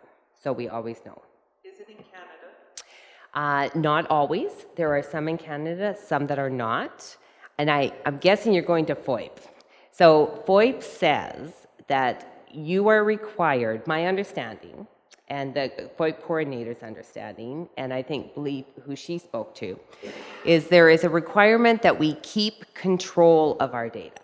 That's the requirement. It does not specifically say that that it has to be stored in Canada. It just says that you have to maintain control of your data. One thing that I learned when I was at an IT conference, and this subject came up there too, is that even if you store in Canada, it doesn't mean it goes from point A to point B. It can actually leave here, go to Singapore, and come back to Canada. Just because your data is stored in Canada, it doesn't mean it totally resides the whole time in Canada. I guess the road it takes can take it out of the country and back into the country. So where you need to maintain your control is in the legal aspect. So what you want is to be able to ensure that your agreement states the law that is being applied to the maintenance of that data. So following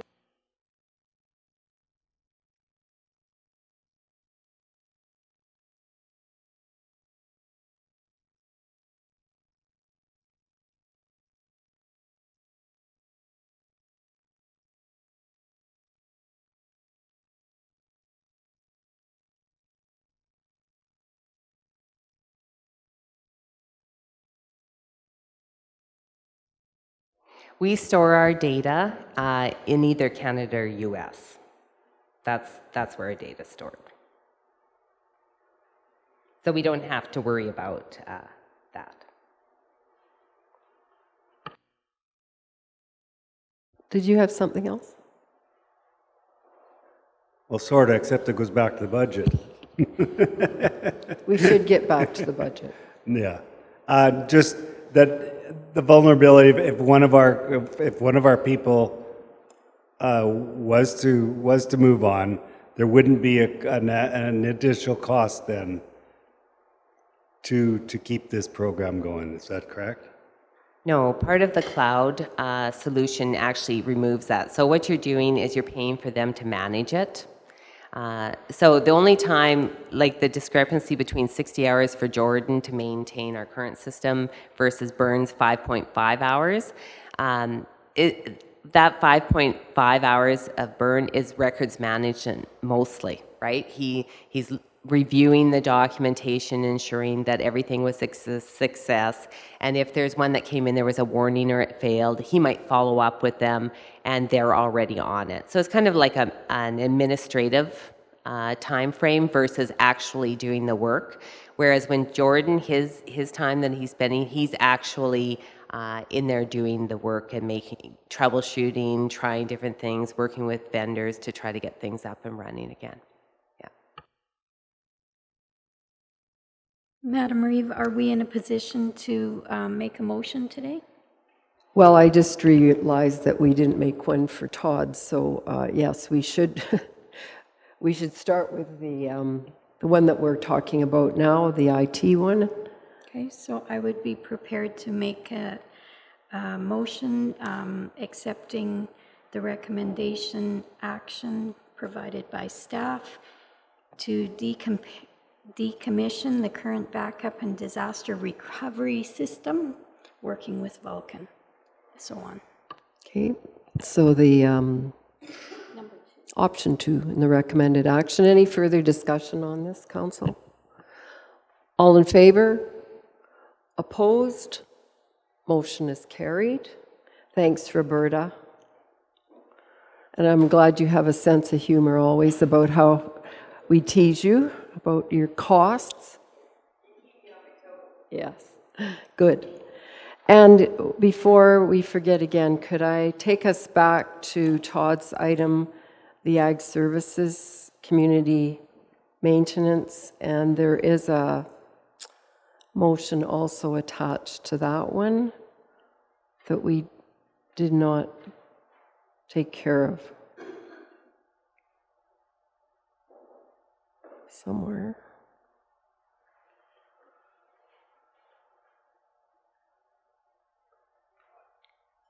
Trace. I'm prepared to make the motion for option 2. Basically, continue a status quo review request of ground maintenance and activities as they come in. Thank you, Tracy. Discussion? All in favor? Oh, sorry. Well, I would like somewhere in that option to have that ability to recover some of those costs. Doesn't have to happen, but I want us to have the ability to have it. So can that be added into the motion without making it too? So not a will, but a may that the county may seek to recover the cost. That would work. I wonder if we should maybe not make a motion, but just discuss this a little further. Because if you say may, how are you going to be consistent across the board? And, you know, if I'm just thinking Community Hall in Patricia as an example, they have money to pay the county to do it. But if they don't tell anybody, or if I don't tell anybody, Todd will continue to just mow the grass and there won't be a charge. So maybe we should discuss this a little more on how to do this? I'm just not comfortable passing this motion because this basically gives the department the ability to move on with these requests without any consideration for the financial aspects of it. Or we could just leave it and continue to discuss it as on a case by case as it comes up as well. Just basically, But as we've been doing. Tracy? Is it not council that reviews these requests as they come in from the community groups first, as we just did? Well, according to this motion, it would be that they are available at the request of the community and within the ASB current resources. So it might not come to council, right? From the way I read that. And that's Brian's concern. Yeah. So we could just leave it as is and Todd could continue to bring stuff to us directly.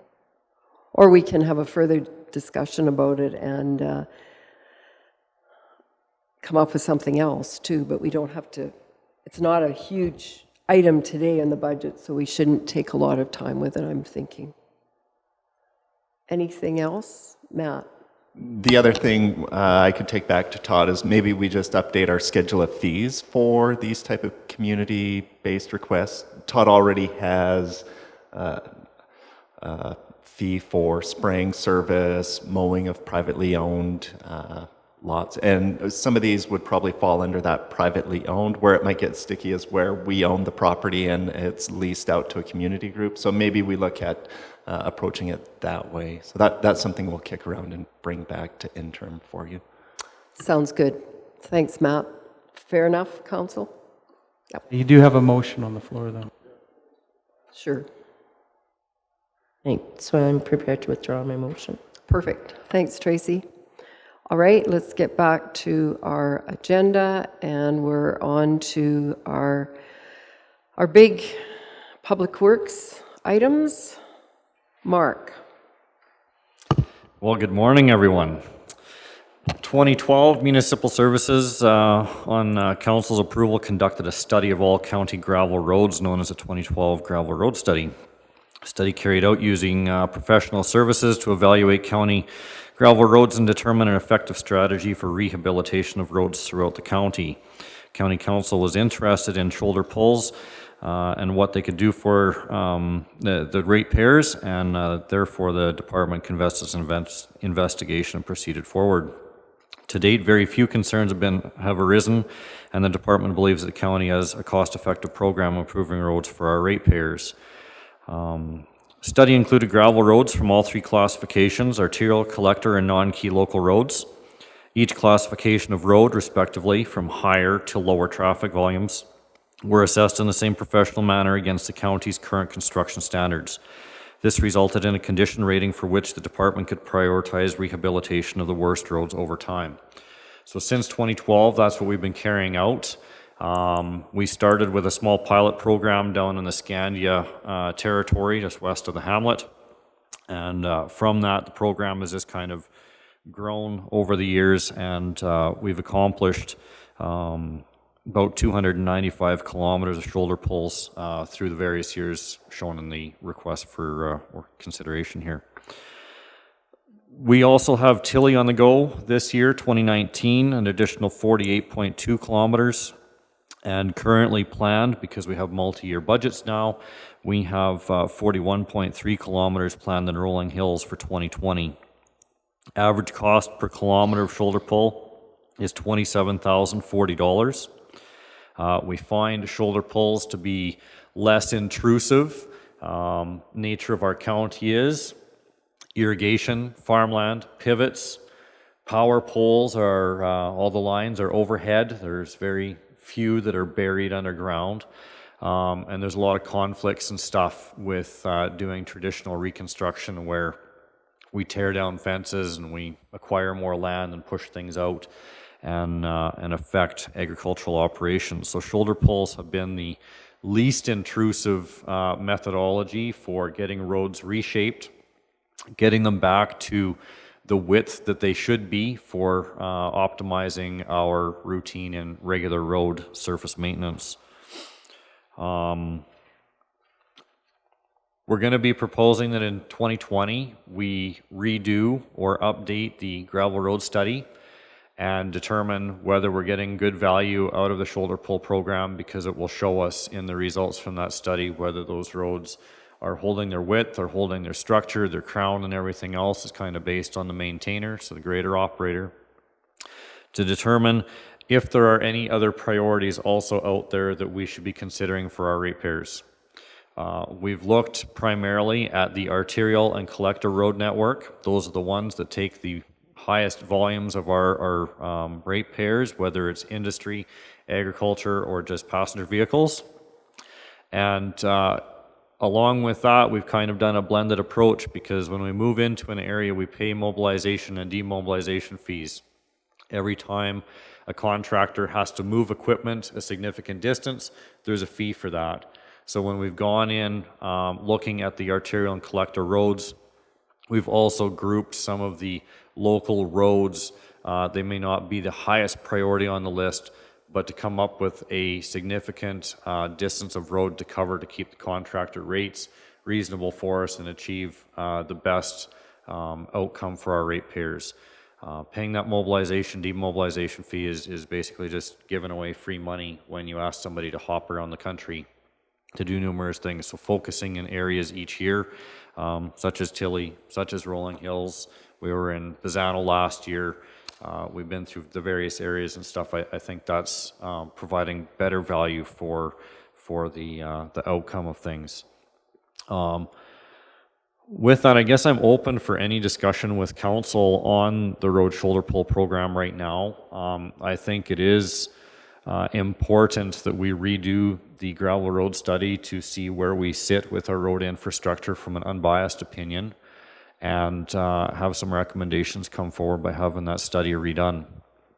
Otherwise, from the 2012 study, we're nearing the completion of everything that was recommended in that, and we're getting to a level where ourselves are questioning, does council actually want to step into the next realm of looking at the non-key local roads that are more used by the passenger traffic?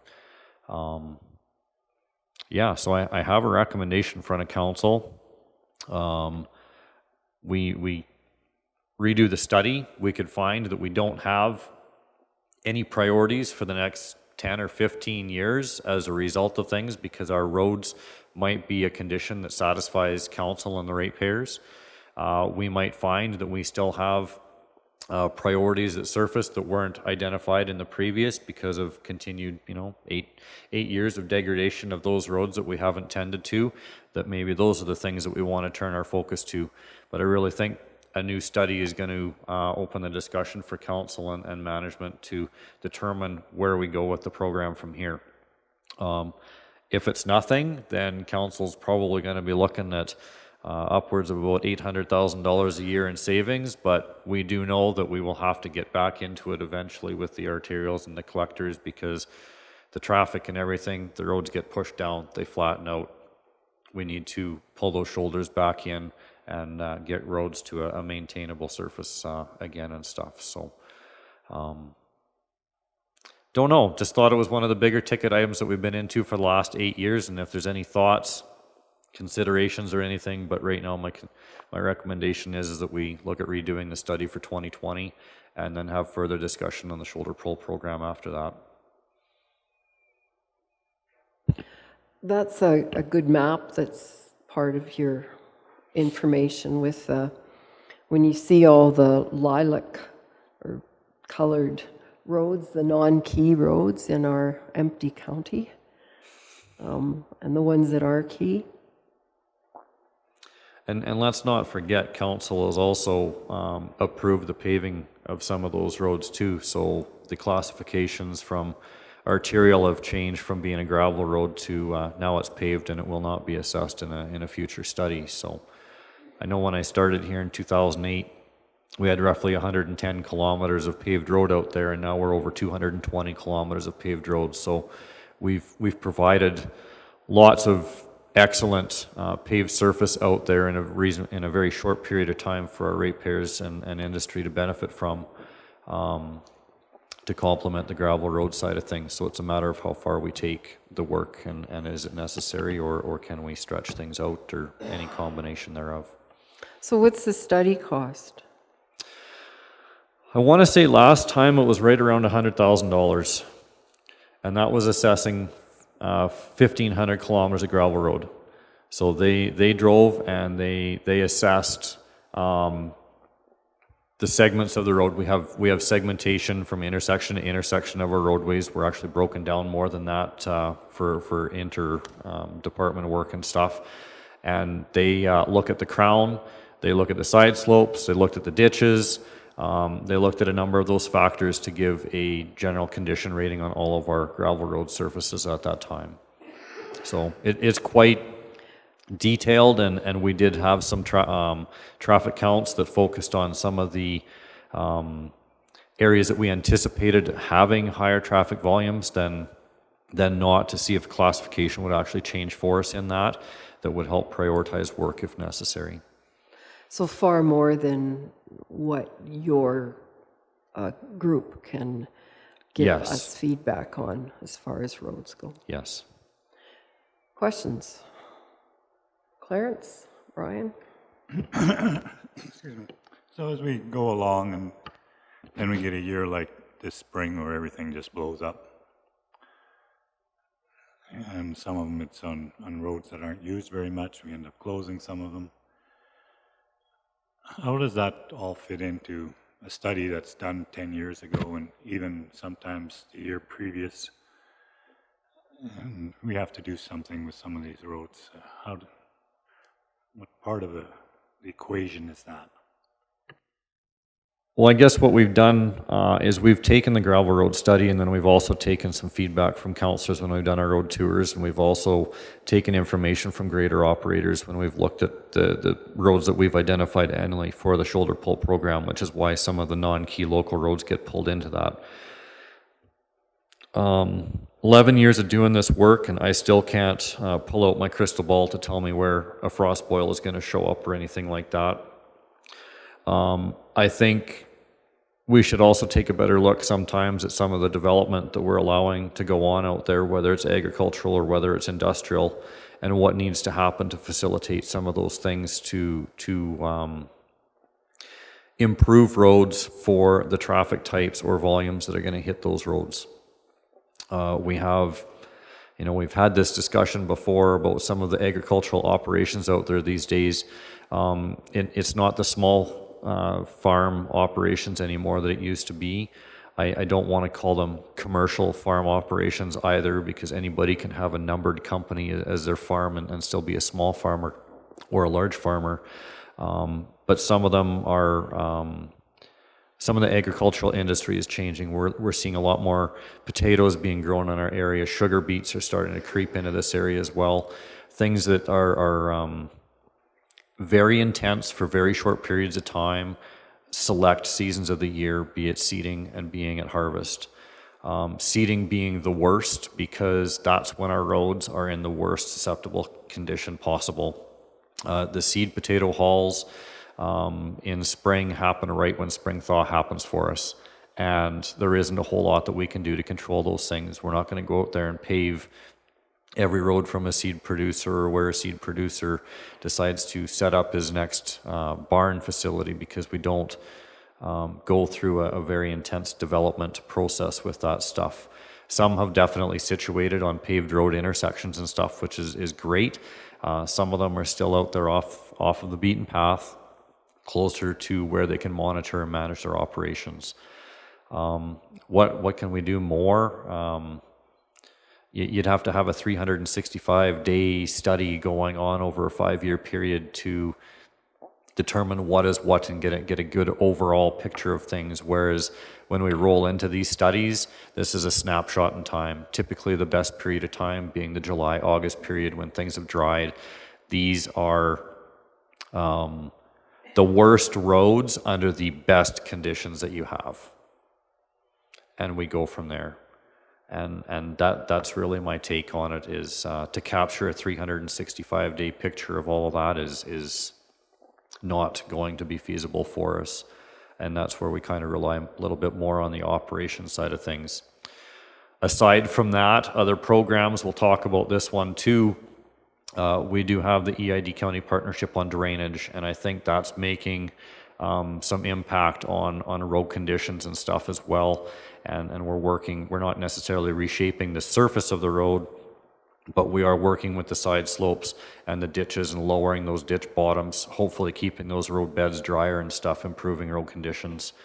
So this program and that program kind of combined, on top of doing some paving and stuff, I think where our road conditions were, I think we're sitting in a better state than what we've ever been. And I'm sure some of you can attest to things from 50 years ago to where we are today. That's with our aggregates, that's with our road maintenance practices, that's with drainage improvements, and then getting into rehabilitation of roads on a prioritized basis. I think it's been a pretty planned attack for sure, but there will always be the reactive types of situations. Well, I was mostly asking because I'm wondering if you as a staff already have a better picture than any study can do of where we should be working. And that's my question. Is the study worthwhile? Does it give us better information to make the right decisions? I think what it does for all of us, including council, is it gives us an unbiased opinion of where to prioritize work.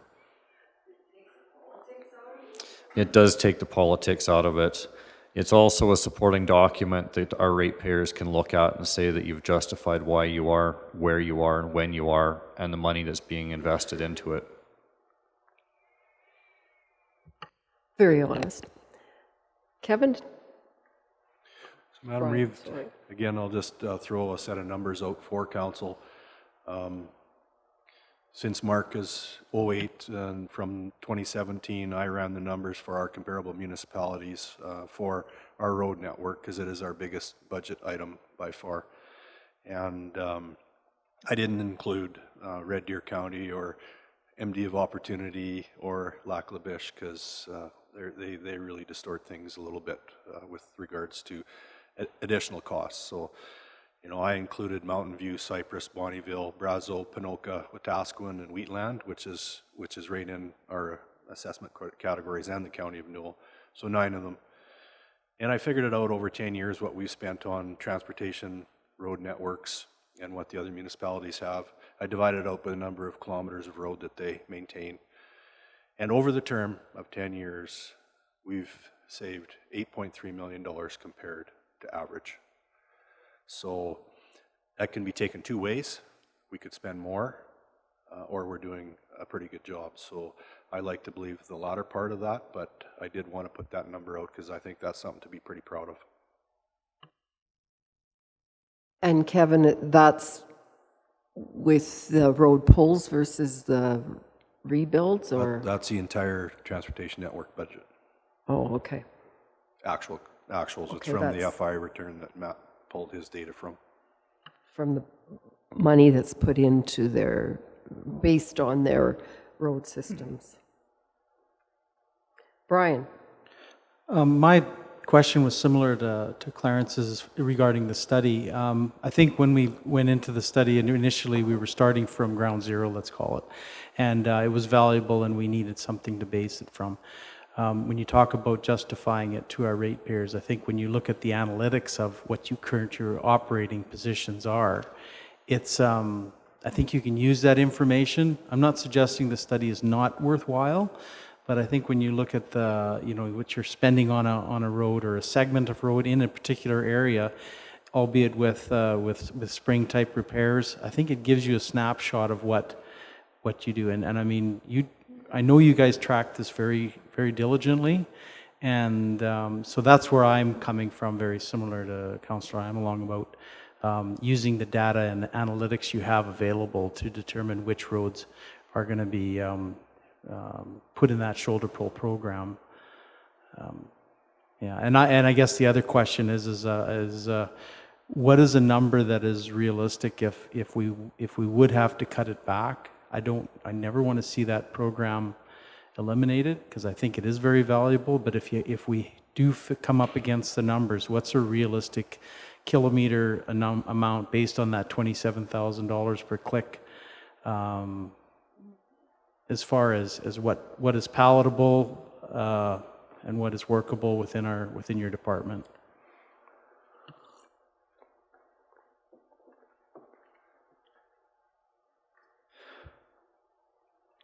I wouldn't foresee that the 27,000 per kilometer is going to change. It's going to be what we want to plan. If we want to cut a program in half to do 20 kilometers a year, the question that would need to be answered from that is what would that do to a contractor's bid on the work?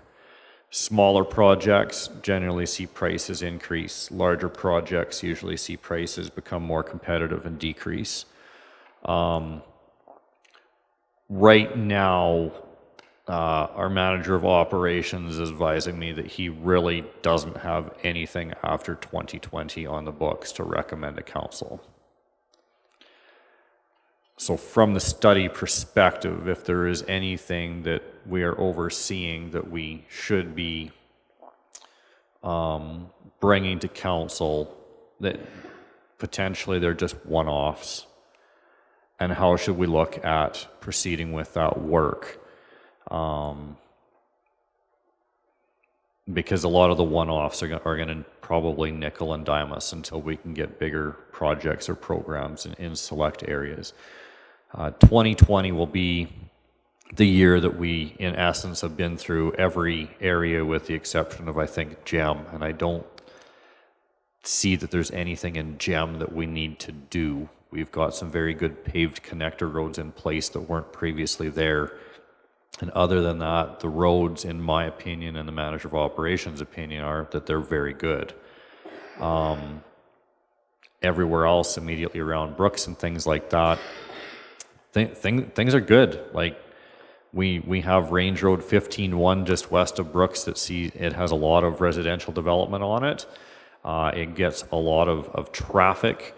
Potentially that is your 2-mile stretch of road that needs to be rebuilt. But to come up with a 40-kilometer program in the future, we're probably going to be kind of bouncing around more frequently, paying more money in mobilization, demobilization. A study might tell us otherwise. A study is going to confirm for us whether shoulder pulls are actually doing what we intended them to do. I believe that the performance is there. I trust that council trusts me that the performance is there, otherwise I would be getting that feedback.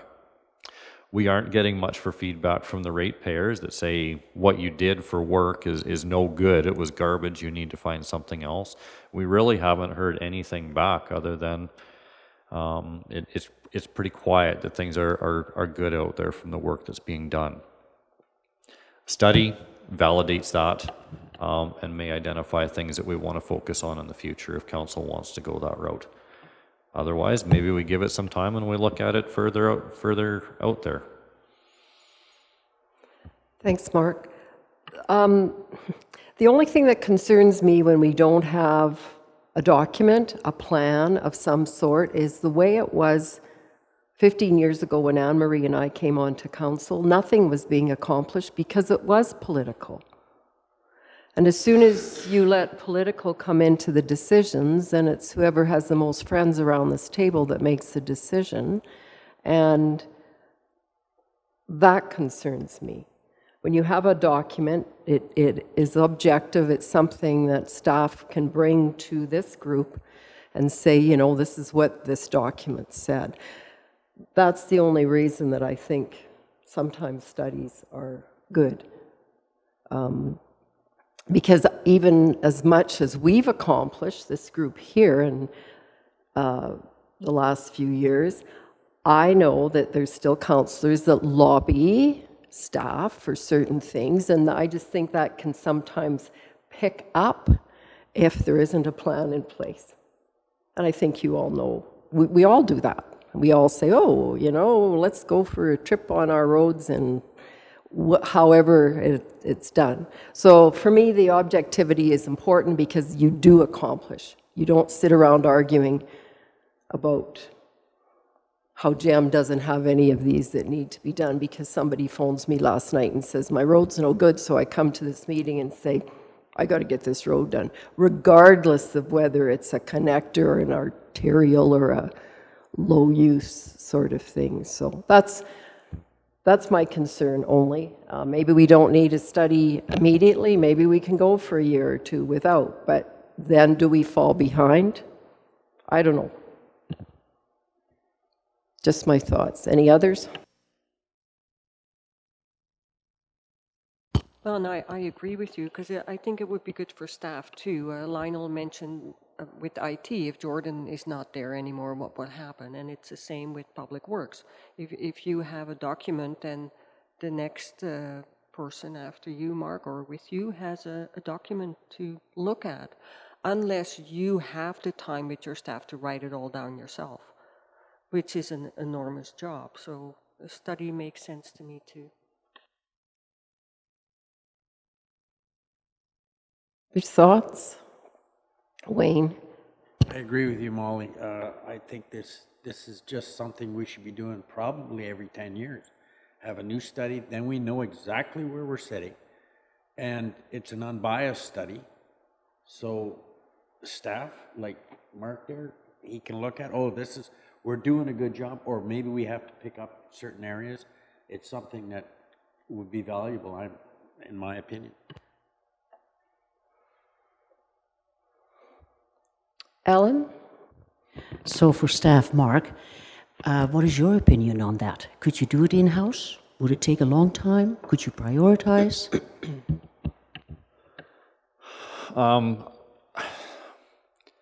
To do it in-house, we would probably be a couple years trying to pull the data together. Engineering firms are equipped with mobile vans that use laser sensors and stuff to determine the crown of a road, the profile of ditches. They use a lot of that technology when they do these things, because when they buy that technology, they can provide it for everybody. If we were to buy it for ourselves, we would use it one time every 10 years. Maybe we would find avenues to use it more frequently and stuff, but how often do we have to do it in-house, right? I know Stantec, I believe WSP has that technology these days. A number of them have that it's quick and easy for them to do, so you're really leaning on their service to bring that stuff in.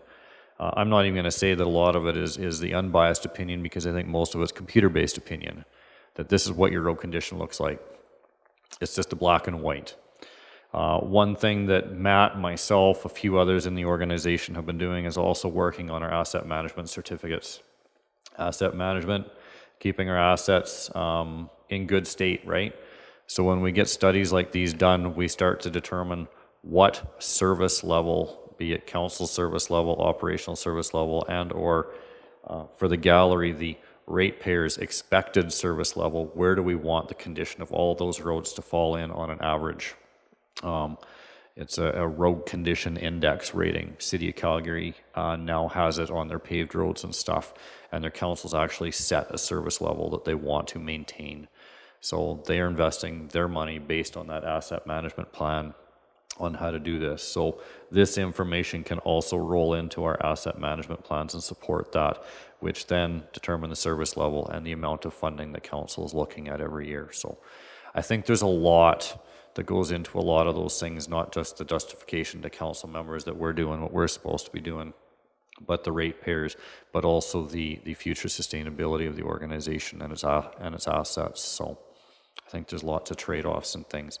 The thing that I'll admit to that I don't think we've done well is every year that we've come up with the program, we haven't brought to you the study to say, these are the next on the list. And council say, yes, we do agree, but it's what we propose to you in the budget. We just haven't grabbed that study document that's this thick to say, here's the supporting information of why it's these roads this year. So the $100,000 approximately study would be good for the next 10 years? Absolutely. So if you look at it that way, it's a pretty small investment. Yes, Yeah, over 10 years. Yeah. Okay. So we've been nickel and diming here trying to find some places to save money. And if we don't do a certain amount of road work every year, the volume aspect comes into play, and we're doing it more expensive. What happens if we look at something like every other year? There's many avenues which we can consider things. My thoughts behind the study are to at least identify the priorities. Then we can enter into those discussions with council as to how much do we want to do over what period of time, which is then going to derive the dollars that go into it. Even if it is a 50% of what we're doing, a 20 kilometer per year program, maybe it's only 10. But that is the new program, and that 10, we now find what the average cost is going to be from the contractor's bids on 10 kilometers a year, and that's going to be the new norm. My guess is it's at least going to be 50% of what we're spending now. Hopefully it's a quarter of what we're spending now, and we don't see that the per kilometer rate changes. But I can't guarantee that until we actually see that in a tender, right? We've seen it in our paving bids where we throw out 16 kilometers of road and they're coming in under what the average price per kilometer of pavement is. Until you get to that state, I'm not really sure where we're going to end up. I'm going to say the per kilometer cost isn't going to get any cheaper. It's just a matter of, is it 10 kilometers, 15 kilometers, 20, 30, and the program will kind of dictate that as to what councils, what operations proposed rate of rehabilitation is versus what council's desire is to move at on that program. Well, and after hearing the comments around the table as far as the study, I think it's sound logic to use it. My question is do you still use the analytics that are in your department as far as what you've spent on certain segments of road that overlays that study so that you can provide some additional information or data as far as determining which your roads are? So is the study done in conjunction with the operating, or do you guys take that with it?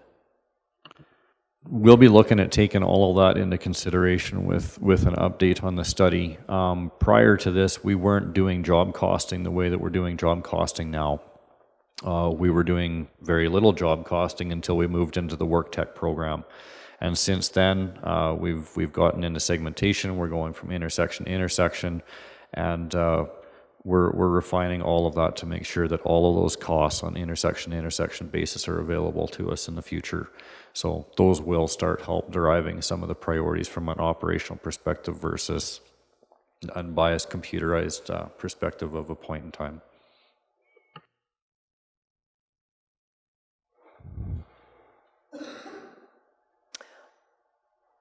Somebody have a... Oh, sorry, Holly.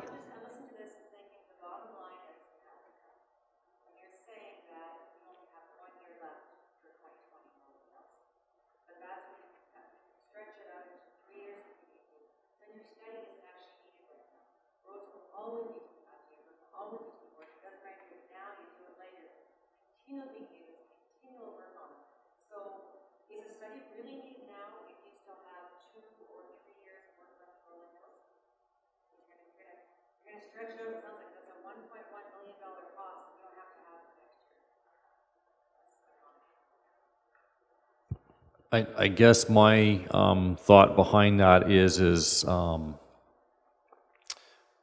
it might not just be just next year that we're looking, right?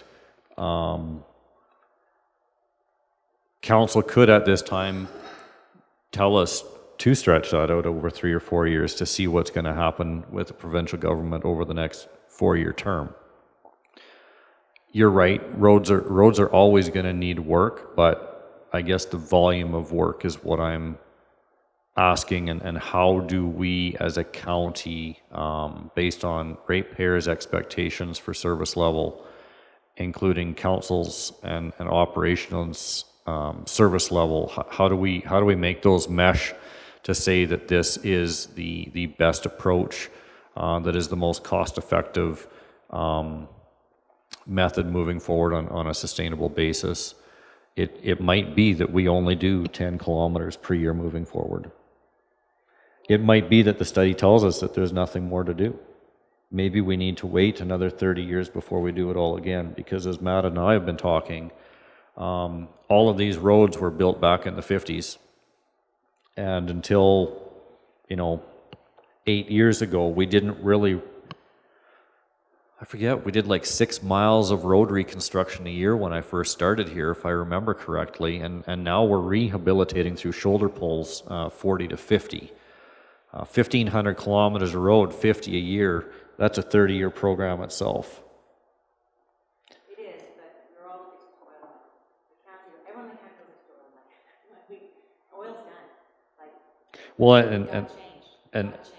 and that's what we need to figure out, is what is the right mix, because we can't put everything on the back burner, because then things degrade so bad that all of a sudden we need a huge influx of money, and then what do we do? Because we might have to change our approach again to road rehabilitation after this, and I don't know if it's going to be using contracted services with the same equipment or approach to doing reconstruction. Maybe we're going to be going backwards on how we were doing it. Maybe we'll see more small contractors bidding on things where maybe we've eliminated some of the small ones out of what we're doing, because these are such large programs that they can't deal with it because they don't have the equipment. Mark, how's the traffic right now? Like, what, I mean, we know what's happening with oil and gas, but sometimes it's... Yeah, so Matt made the comment there about knowing what the Travis permitting system is doing for traffic. Our numbers are trending very close to the 2017 and 2014 numbers. So we may think that industry is slow, but industry was doing quite decent back in 2014. There was a lot of traffic then. The problem with this report, though, is this is overweight, overdimensional. This has nothing to do with agriculture. It has nothing to do with any other types of traffic that are on our road. These are the rigs, these are the equipment moves with the tracked excavators, the dog houses, the mud tanks, the light plants, everything that goes with a service rig, a drilling rig, and construction equipment to make those sites out there. I can't tell you what's out there for B trains going up and down the road, and when the call is made from the elevators to fill cars for this type of crop, because it happens all the time. But this is a bit of a reflection of the oil and gas activity. Industry is doing well. We had a couple years in 2015, numbers really dropped. But every month my report updates this to council, where we're at. It's a snapshot in time. I've started getting the data in behind things and advising council that generally service rigs are the #1 move in our region, followed by light plants and dog houses and construction equipment. Rig moves are very minimal. We're starting to see those old dinosaurs come back out of the closets and resurface across the landscape a little bit. But my understanding is I want to say every one of those rigs is attached to Torques and work.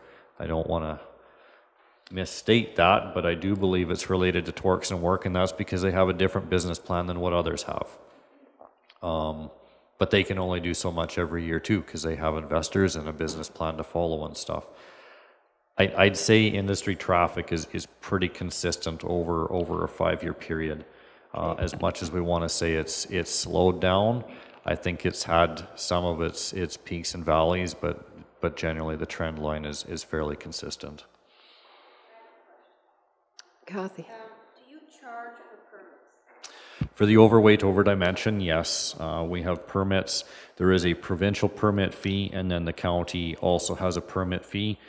The fee that we're charging on that right now is just a cost recovery to pay the third-party provider, Road Data Services, for their contracted service. We are not collecting any other fees from those movers because of I guess I'll just say that, you saw the statistics as to who is paying the tax base right now of 78% being industry, right? Okay. You don't want to charge them more to do the roads because they're already paying. Well, I don't want to speak on behalf of council, but it has been stated that our roads are to be maintained and open for all users at all times. So we don't ban any of our roads. We don't ban our pavement. We don't ban our gravel roads. But if you go to the MD of Tabor, you go to Wheatland, you go to special areas, things, they have bans on their roads. We keep industry rolling. And where we have experienced significant damage from industry, we have worked with them on getting those roads back in order, and they have been a contributor in making that happen for us. So. Is there any way we can continue through the public works budget and then make decisions after we've heard it all rather than get stuck on this first one?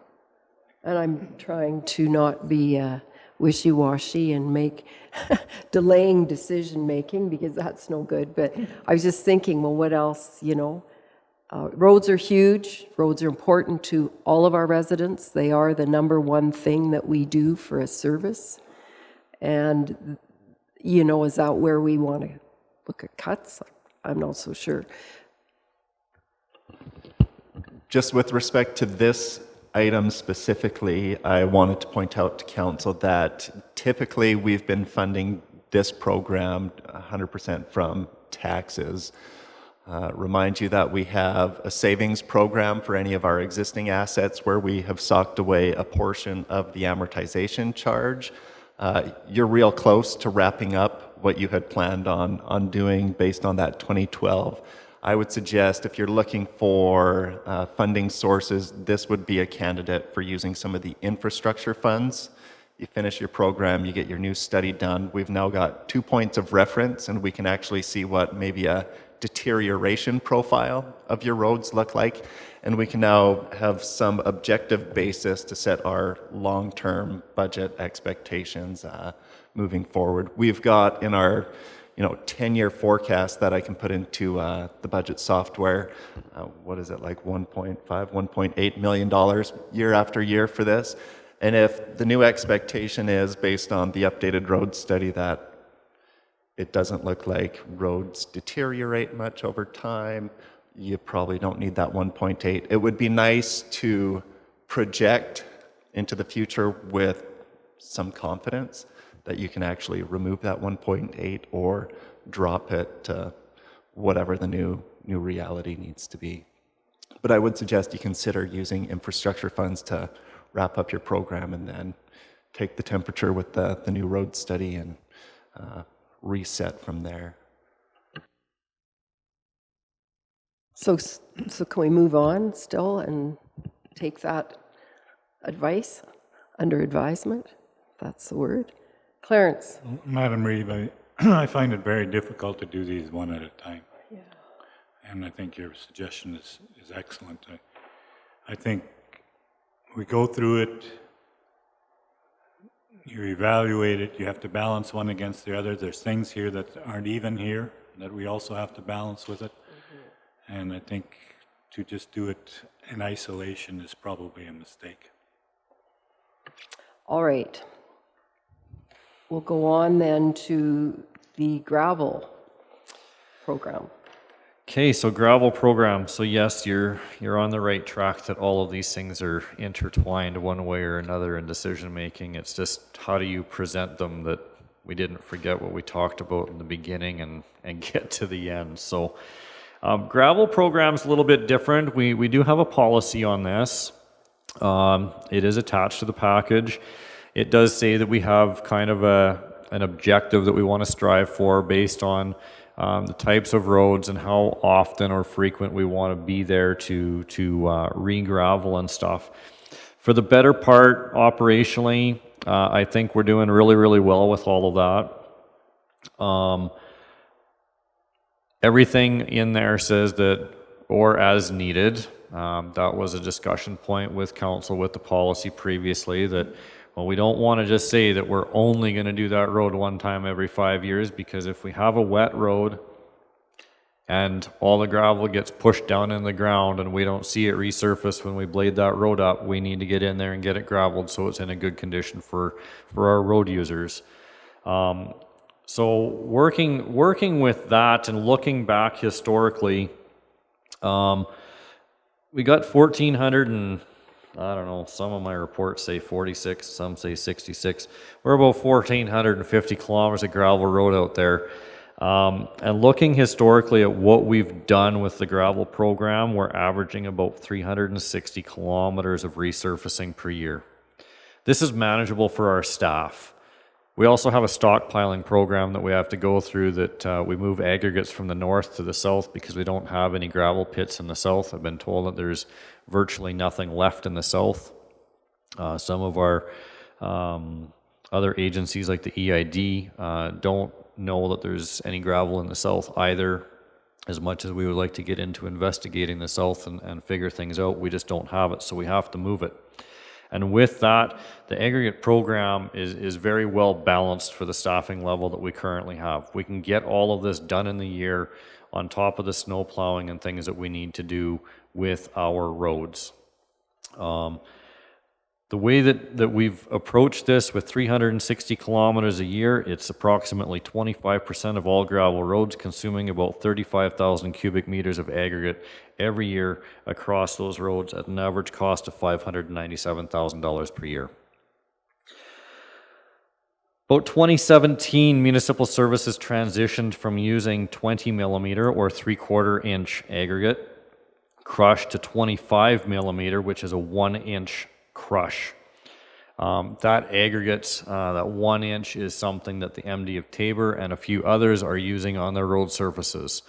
The thing that you're getting out of that is you're getting a larger aggregate that is not breaking down into being dust sooner. The larger the rock, the longer it lasts. Potentially, the less frequently we have to be there to gravel the road. Other discussion points with 1 inch versus 3/4 inch. The average motorist will not notice much difference whatsoever with a 1 inch aggregate. If you go to a 1.5 inch, which we initially surface our shoulder pulls with, you will definitely hear about it. But nobody has said anything about our 1 inch aggregate. There has been no feedback from our surfacing gravel over the couple of years that we've been using it. MD of Tabor has been using it for 5 years or more, and they too have had very little to no feedback from the ratepayers on it. A 3/4 inch rock to a 1 inch rock is not much, but when you go from a 3/4 inch to 1.5 inches, that's double, right?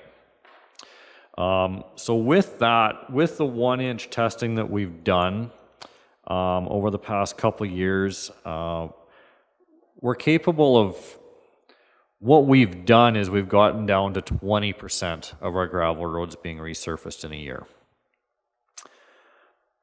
Still works within our policy, resurface as needed, striving to keep roads passable for our ratepayers.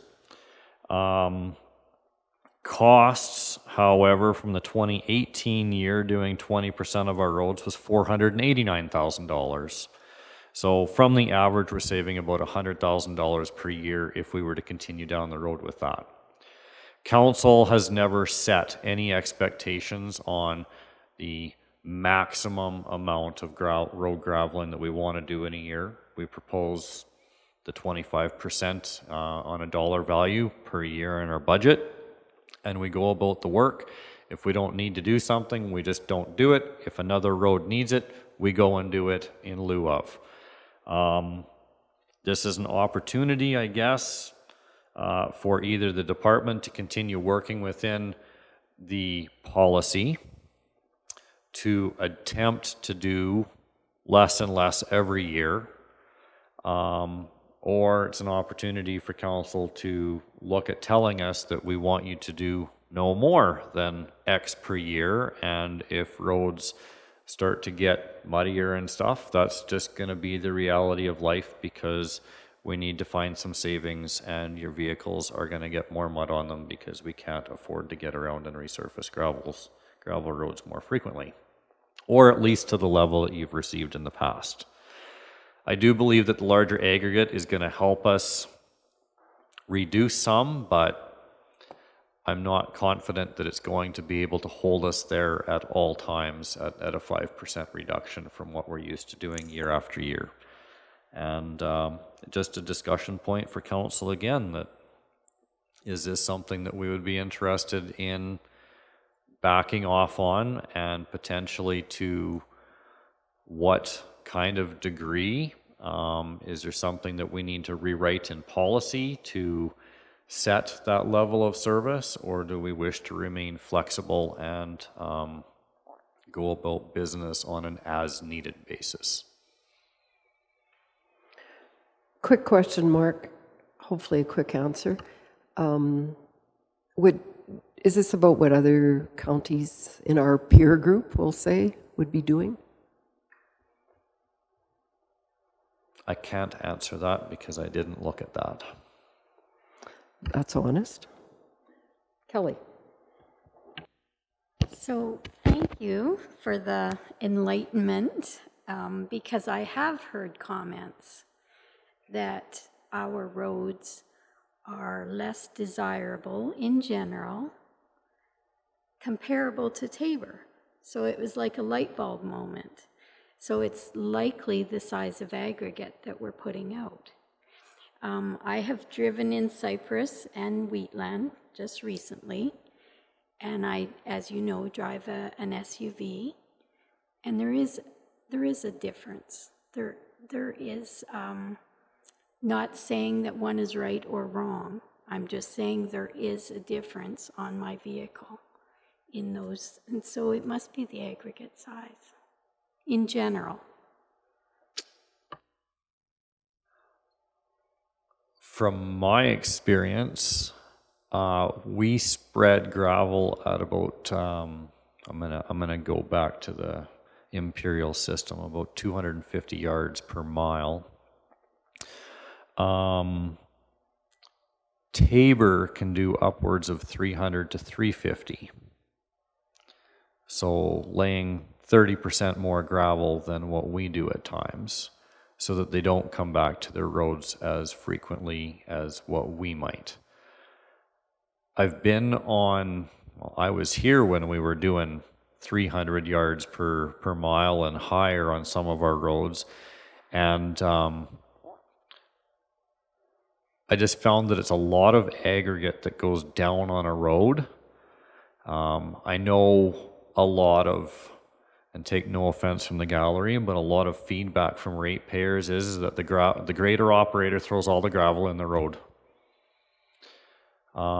We've had this discussion before, and I know one councillor around the table witnessed this after a snowstorm, but had some snow on the ground, and I got asked, well, there's a bunch of gravel laying on top. That's because vehicles throw gravel naturally. Go stand in a ditch, go stand on the shoulder of the road when somebody drives past you at 80 kilometers or 100 kilometers an hour. You're probably going to get hit by a stone or two, or maybe 10 or 12.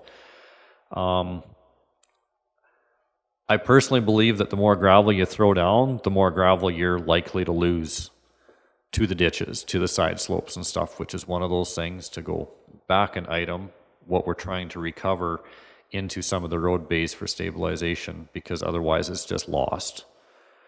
I don't know. I don't have the same experience, but that's why there's 10 of you as elected officials out there to determine whether there is a difference or not a difference. I don't know what you've heard from the coffee shops, because I hear very little from our ratepayers. Our complaints list is very, very little. It's dust and washboard is what I hear out of things.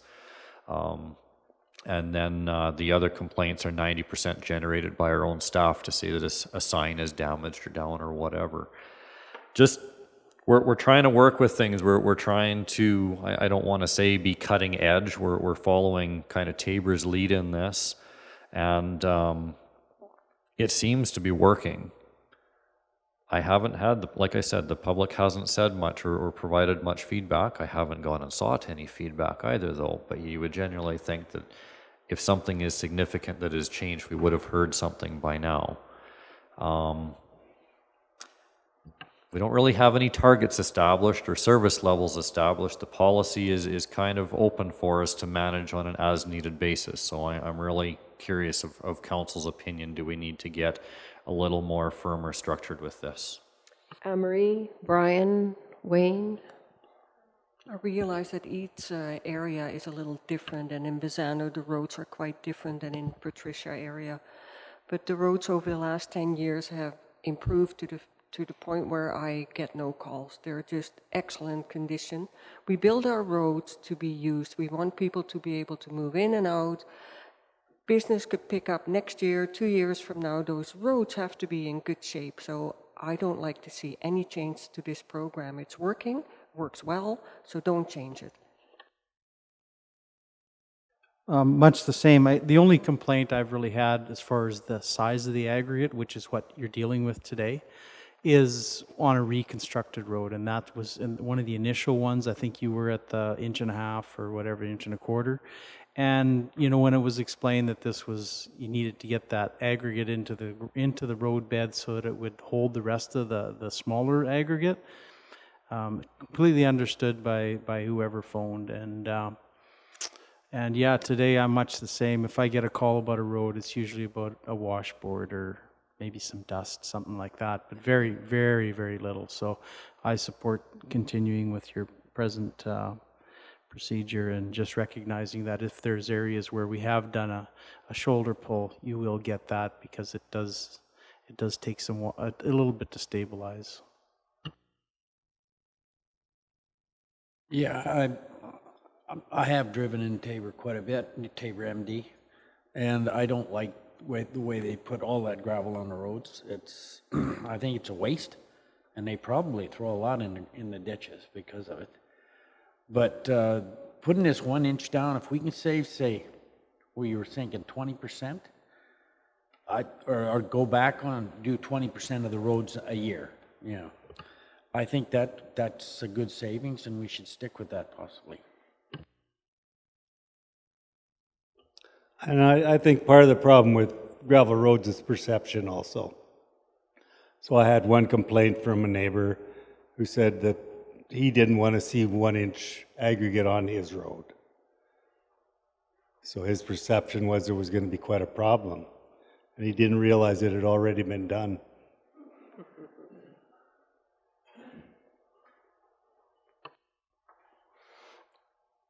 Anybody else? Hubie? We also got to realize that Tabor and Newell and Wheatland are 3 different counties that have different dynamics because Tabor has far more irrigation than Wheatland or Newell. So when you have more irrigation, you get more seepage in the ditches and your roads deteriorate. So, but what you're doing with the shoulder pulls and putting the 1.5 inches on first and then the 3/4 afterwards, that's the best way to do it. I really get a lot of compliments on that.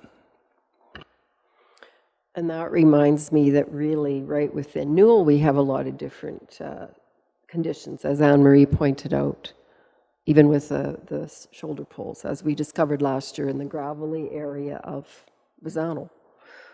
So the 20% seems to be something that you can live with and that we could live with. If council's open to operations managing within policy on an as-needed basis, we will probably still look to budget at that 25% level, and if we can get away from doing 25%, we will look for those savings every year that we can do it. So we'll carry on with our Public Works discussion then, go on to the next item. And that is the dust abatement, item 233, non-residential. And then there's the residential. There's 2 items separated there. So, dust abatement, non-residential program. Annually, the county treats gravel surfaced roads with dust abatement calcium chloride product to control dust at locations identified by Municipal Services Department and or council where application is of overall benefit to the community. Treatment of roads follows the conditions of policy, dust abatement program, non-residential. A lot of this comes into where our gravel haul program, our pits are and stuff, where that high intense traffic from the county is throughout the summer. Generally we haul out of the pits the same direction. Sometimes we only have one direction that we can haul out of the pit. But generally, once we get 2 to 3 miles away from the pit, we start to spider web our network out into the various areas for intermittent periods of time to be able to complete our work. We've gone on the basis of working with a number of things where intersections leading up to paved roads, roads that parallel paved roads. So we've got a couple of them in Bazzano, Range Road 18-2. We like to treat with dust abatement for the first mile or so that we aren't putting that road dust out on the highway. One reason for that is that's road separation of Highway 1 to our gravel road is only like 30 meters away.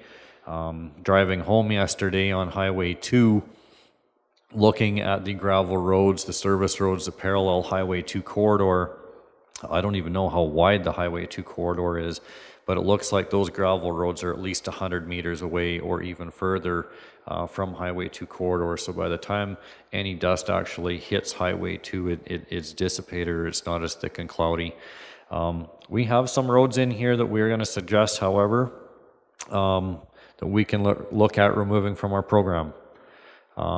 They've been of benefit to keeping washboard and dust controlled in areas.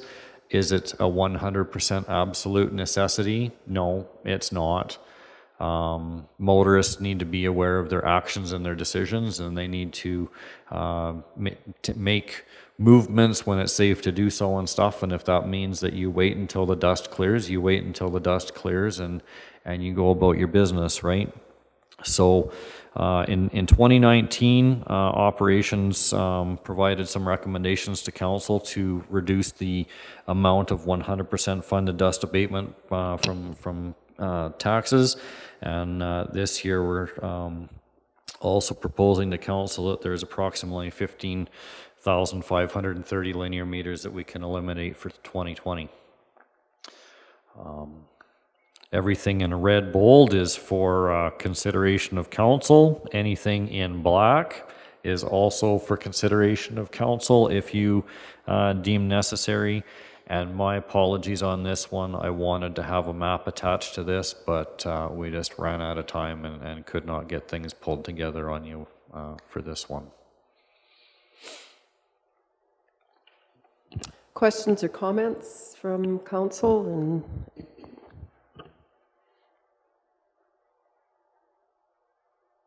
no? Oh, Ellen, sorry. A question mark. Westland Acres subdivision. So none of those residents actually pay out of pocket at all? No, none of those residents pay out of pocket. Neither do the ones in the Martin Industrial subdivision. The problem, the challenge that we face in those areas is the required frequency of maintenance. If we didn't treat it with dust abatement, we'd probably be in there about every third day because the washboard would be atrocious and the ratepayers would be phoning. You think about, I don't know, what is there, 40, 50 houses in some of those. There's 20, 30 businesses in Martin Industrial. That traffic is steady. Probably, I would say probably averages 4 trips per household per day in and out of there. We looked at that as a benefit so that our grader operator doesn't have to go into a high traffic congested area to work around motorists, to work around vehicles that are parked on the roads, to continually grade up roads and create dust. The challenging thing that council addressed back in the day when we made the decision to go in and calcium chloride or dust abate those roads is that the frontage of each residence is only for half the width of the road. In a rural setting, an acreage owner will pay for the treatment of the entire road because generally they don't have a neighbor across the way, and if they do, then they work things out amongst themselves. One pays and the other reimburses 50% and away they go. Problem in some of these areas is the property lines don't necessarily match up from one side of the road to the other side of the road. And what you're going to end up with is a checkerboard. You're going to say that this guy doesn't want to pay for his half to the center line of the road for the width of his property, but the other neighbor across the road wants to pay for his half, and we can't effectively do that ourselves in our operations. And it would look ridiculous. There is an opportunity, however, that if council so wanted to impose some kind of levy on those areas, that everybody would pay their proportionate share for their linear frontage, perhaps, that it could be worked out. So there's opportunities within that, and not just a matter of withdrawing things off the books. So this is the bold is what you are recommending. Yes. The others are just on the list for consideration. Those are the big segments of roads that that are out there that we treat. So you have Aqueduct Road on there, number 3, Range Road 14-2. So that's taking you from the south side of the overpass or the ramp from one side of the aqueduct to the north, all the way up to Highway 1A. That's 1,731 meters. Continuing on Range Road 14-2, going past CDSC, or the Crop Diversification Center, we dust abate that entire road all the way up to Highway 1 because it sees a lot of traffic leaving Highway 1 to go up to get, or leaving old Highway 1 to get to Highway 1. A lot more traffic goes further east, but there is a lot of traffic that goes north there. Some of it could be tourism. There's definitely some agricultural operations going on there. We have one landowner that owns farm on both sides of Highway 1 and in between Old Highway 1. You have a lot of people that come out of the south from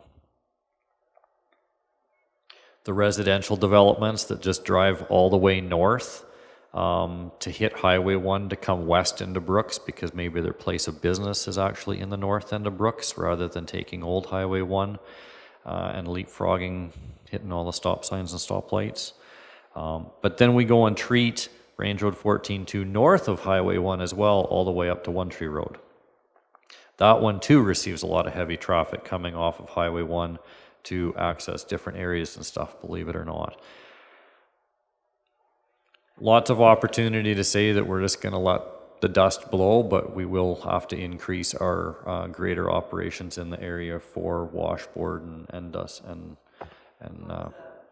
it's sort of a excuse me, a saw-off. It's in a way. It's a benefit to operations, and it's also benefiting private use, but you can't pin down who the private user is because it's the public. And there's money to be saved from the non-grading to the fact that, I mean, do we ever look at that sort of? We looked at that one, and treating your roads with dust abatement actually comes out at a little bit higher cost than what just grading the roads is per year. Okay. The same road, let's say, if you took a stretch out. Yeah. The dust is annoying, so to people. Washboard is annoying to people. Those are the two, yeah. Anne-Marie? You mentioned that 14-2, that's in your division, I think, that goes to the One Tree Road. And I made a note about that road because you're saying there's lots of traffic, and I do take that once in a while because the 876 is not paved, so I just swing around that way. I hardly ever see anybody there. It's another crossing across Highway 1 where the overpass is just a mile to the west. Did you ever consider maybe making that road only farmer accessible, or I don't know, I'm just throwing it out there because I didn't know that it was that busy. We've actually had the discussion with council about cutting that intersection off. If we all remember, and it wasn't that long ago, the Petrocan service station was actually on the north side of the highway there. Otherwise, you do have a business on the south side of the highway. I don't know how much of their business comes off of the Trans-Canada Highway South, but I would be guessing some. But for it to be a crossing across Highway 1, I know we would affect one farm probably quite drastically. And where would we push them? We would either push them through the city of Brooks, or they would have to go down to the Tillybrook crossing and drive, 2.5 miles back west. And then to get their farm implements from the north side back again, they would have to cross Highway 1, drive down Highway 1, and come all the way back again the reverse way. Not a good idea. No, the 50-year plan for Alberta Transportation Highway 1 Let is them figure it definitely there, but we decided that we weren't going to put any more pressure on our ratepayers than we needed to back when we had that discussion. So, treating with dust abatement, though, however, maybe that's something. So do you have a number, the difference between grading frequently and having dust abatement on a road? That's a cost number there? I don't remember that one off the top of my head. I know about 3 years ago it was about $2,500 per, I think we did that in the Imperial system, $2,500 per mile of gravel road to maintain per year. And adding the dust abatement to that at $4.60 per linear meter, of which last year we were actually $4.90 per linear meter. That adds things up, because you got to remember, typically we get 4 to maybe 5 times of grading a road per season. So 460 over 1 kilometer, you're looking at $4,600, right? And we could maintain that road at 3-4 times per year with the grader for $2,500.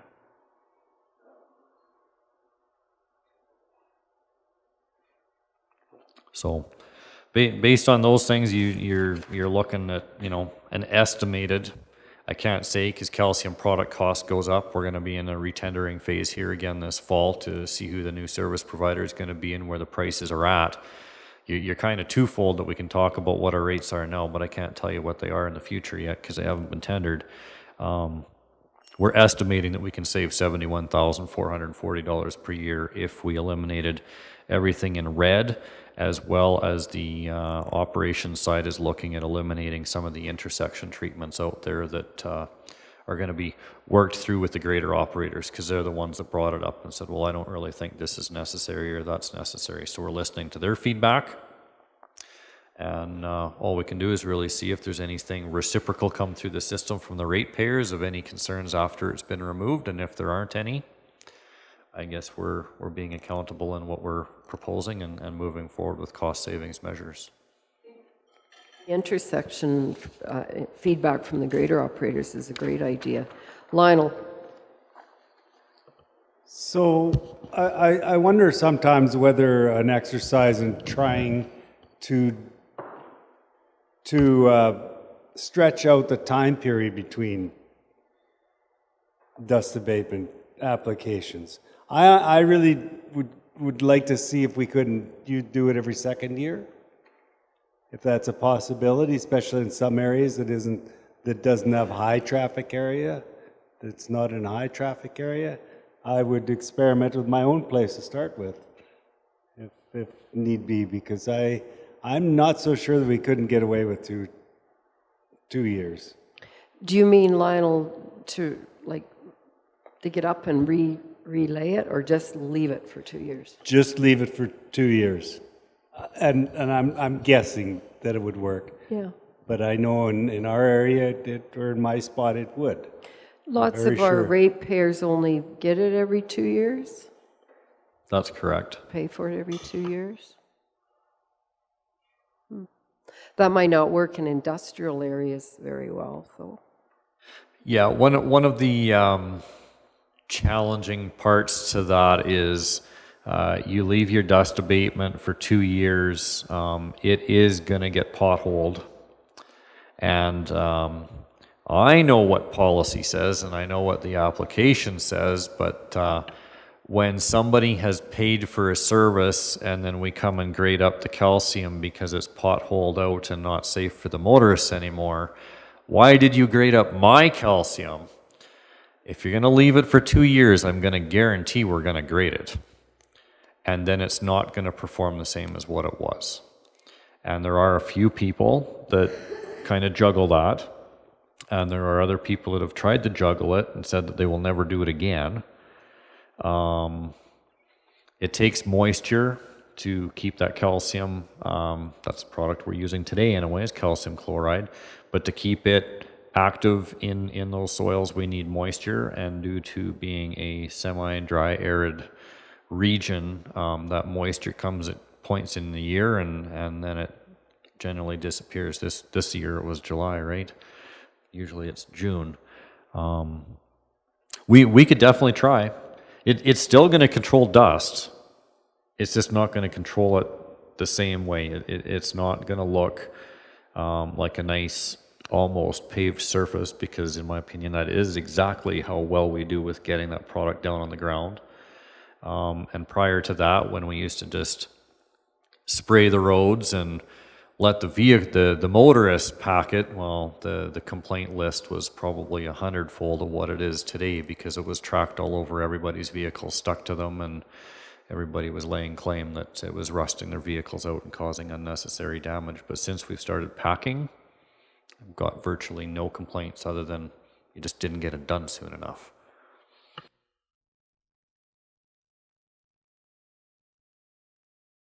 So I was thinking specifically of a road like Anne-Marie was mentioning in 14.2 that isn't highly traveled. It is traveled, but not you know, I don't know what the count on it is, but that might be one road we could experiment with. I don't know. It's just a guess.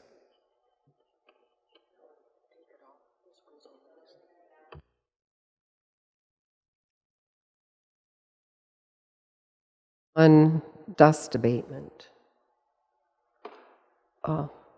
Cindy.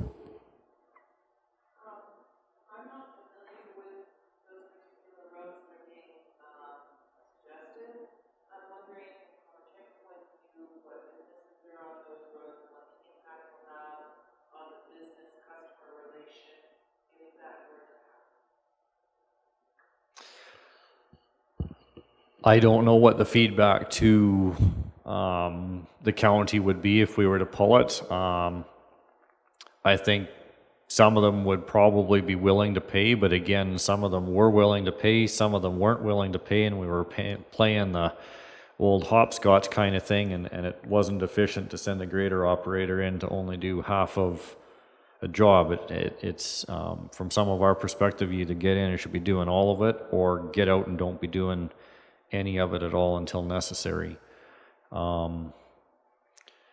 The developments, the Martin Industrial, the Westland Acres and stuff, Raylor subdivision, Smith Trucking subdivision, I think an Evergreen subdivision, Evergreen, it's only kind of 50% built out. I think some of them are definitely capable of being pulled for sure. I think in some cases you'll have ratepayers that'll step up and pay for it. In other areas, some of them probably don't care. They probably wouldn't care about the dust at all. Is Evergreen the one just off the Duchess Highway into the John Deere? East side, yeah.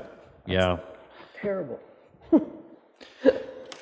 Well, you look at that one going east, and I was gonna say, do you try pulling the calcium off of Township Road 19-2 that leads over towards Johnson Farms feedlot operation, or not? Because we've got some vocal ratepayers in that area, and some of those get hit with heavy traffic on a continual basis.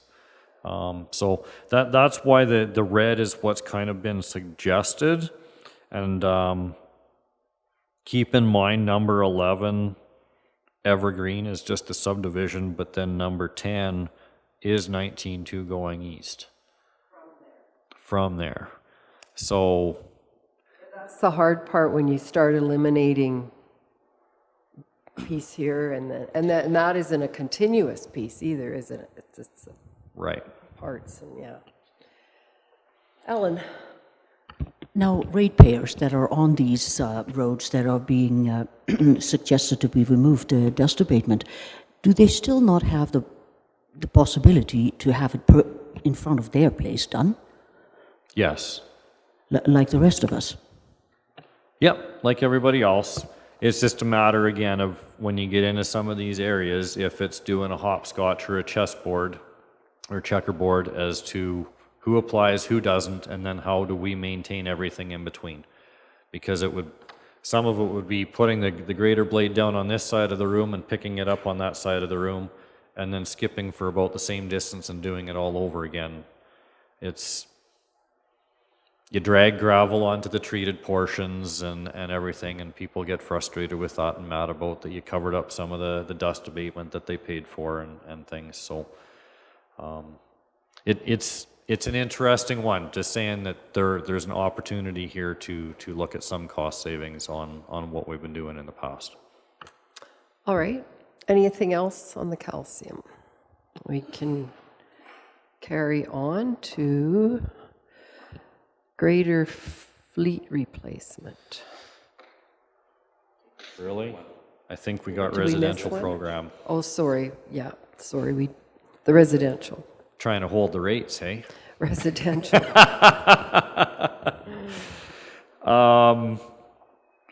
Council's aware, the dust abatement residential program, I don't think there's much we need to go over here. 2019, County Council supported subsidized rates of 50% for residential applications that must be received before the last business day in April, as per policy. After that, you pay 100%. Prior to that, back in 2015-ish, we were running at about a 66% subsidy to the ratepayer where we only charged them 33%. So maybe I got my wording wrong there, but anyway. Here before council today to put some proposals out there for you. I've listed out for 2020 what the different rate increases would potentially look like on a per linear meter basis from the 50% that we currently sit at. And I want to make special note to council that any decision in this does not necessarily reflect any increases in the labor from year to year or the calcium product from year to year, let alone fuel cost from year to year and all of those other fun things that fluctuate. Just trying to discuss or open the discussion on what percent of subsidy should be offered to the residential program in council's opinion. I list out below that a typical residential application is for 150 linear meters. Therefore, at, should say 2018, sorry. No, 2019, geez. 2019 rates, 50%, $2.30 per linear meter. An applicant was charged $345 plus tax. After the deadline at 100% would have been $690. If we move to what I would potentially like to see us move to at 65%, that would have cost $2.99 per linear meter, moving us more towards a user pay system, which we've discussed every year. And with that, it would have taken that $3.45 application up to $448.50 plus tax. Or a difference of $103 from the previous year's application. So I know council had asked for feedback and stuff on what changed previously when we pulled from the 100% county paid applications to having those ratepayers apply on their own.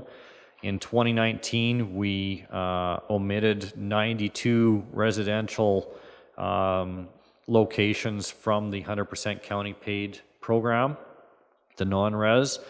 For 2019, only 2 of those people applied, and each of them were provided individual letters acknowledging that The county council had made decisions to withdraw their road from the program, and only 2 of them elected to apply for calcium this year. So everything that had been calciumed by the county the previous year has most definitely been graded up. Maybe some of those people have some regrets right now, maybe they don't, but as of 2019, only 2 of them applied. Of the 21 non-residential program applications received, 0 of them applied when being removed from the 100% county applied program. So that is the feedback on that, and I did provide that to council previously. I think I was back in June period, maybe even earlier. And those people were all sent individual letters, so it wasn't like they didn't know they were being removed from the list. Correct. So 2 residential applications. Yeah. Only, okay. 277 received of the 92 that were affected from being pulled from 100% county paid, only 2 applied. So yeah, I don't know where to go with this. I did throw some options out there for council's consideration.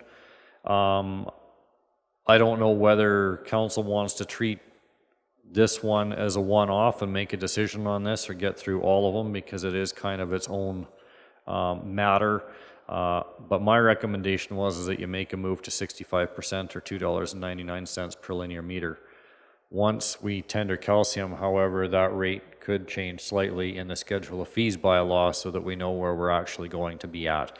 So really you're looking at, is it 50% or is it something greater than what it is, or are you going to hold the 50% subsidy as it is today, I guess is the decision that we would be looking at. Options that you've got there with gradual annual Yeah, and increase. I think council, I think you're open to Anything. whatever in between if there's anything to be considered at all. Wayne? Well, I recommend we go to 65%, and I pay it because For I get everybody? calcium for myself. And if I could, I would.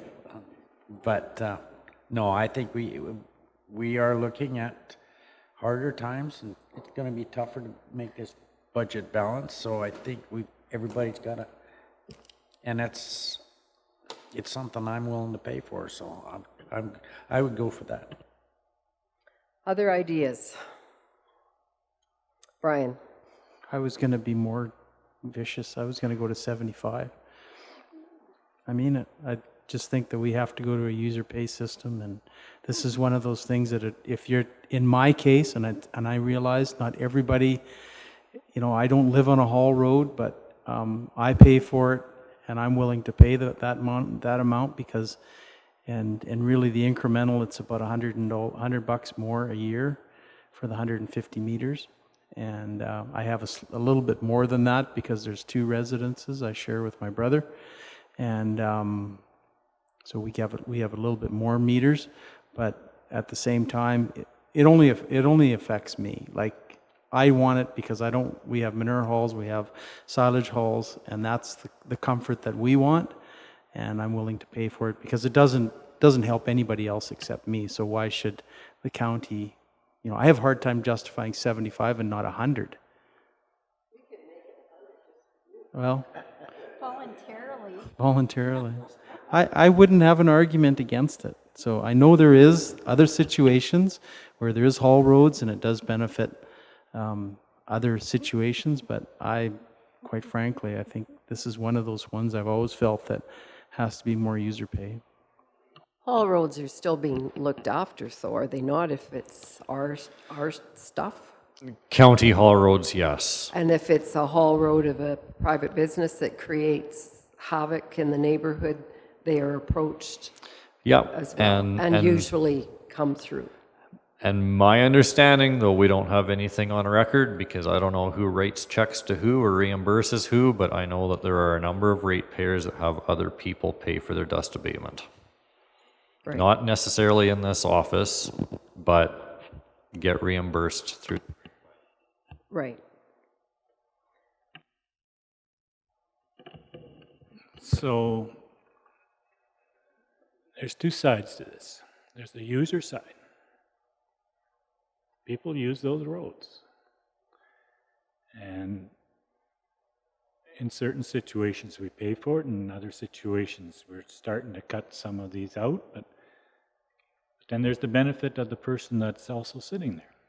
But if we're talking about user pay, well, who uses the road? And is there a benefit? Sometimes if we're the ones that use the road, we pay it as a county. When it's a busy road with a lot of residential traffic, it's a whole bunch of our ratepayers in the county. They're the users.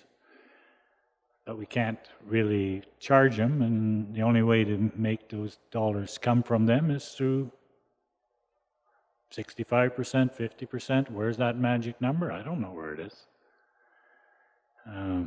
But I think, in a way, we're talking out of two sides of our mouth here. One is the person that has the benefit of no dust. The other side is the people who use the road and are making the dust. They have some liability too, so much so, in fact, that the county pays it when we have the haul roads, so much so that when they're busy industrial, we have all kinds of arrangements that they pay. So I know Brian's been on this user pay all the time, and I'm saying, who are the users? The users are the guys that are making the dust. How do we charge them? Not much choice. Magic number is, I don't know. Yeah, I'm kind of along the same lines as Clarence's. My thought that this is a mixed service, so that it's, yes, the person that's living there is responsible for a portion of it, but again, sort of like Clarence says, it's a user pay, but there's more to it than just, I'm not kind of mixed up in my words, but I just think it's a service that's, to me, is a mixed service. And I think going up like to the 65%, especially because at this point in time, we don't know what all the other costs are going to be. I think that for a first, because we haven't increased, since 2017 was our last increase. I think that's quite a big jump for this time because it's a mixed service. You're referencing the kitchen buckets. Aren't you proud of her, Matt? I'm glad, because I've been showing those buckets for a couple of years now. Finally, someone referenced it. Mark wants to know if you remember what color the mixed service bucket is. You don't have to answer that. You got a 33% chance. Yeah. Ellen. I totally agree. It is a mixed service. It's not just a private service. And, if you live on the east side of the road, quality of life is pretty important, especially coming dust. And I feel like even people in subdivisions, they could be charged some sort of levy because they are benefiting. So it perhaps doesn't need to be the 50%, but I feel like they should pay some sort of levy because we have to. And I'm also not in favor of a large increase for our rural people because the dust is very difficult to live with.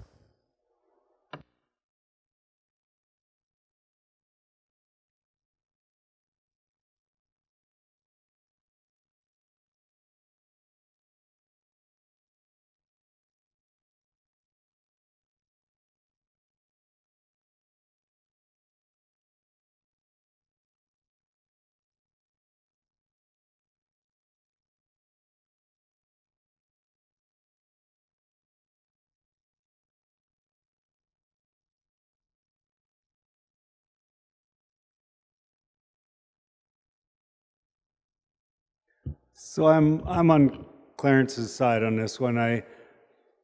I know myself, I feel a little guilty if I'm on a road and I'm creating a huge cloud of dust and driving by somebody's property, so I do think that we all use those roads. We don't have toll booths on them. We all use them, and it is a service for everybody. And I don't think you should be penalized because you live on a busy road exactly. So I think we need to contribute something to this from the general fund. Yes.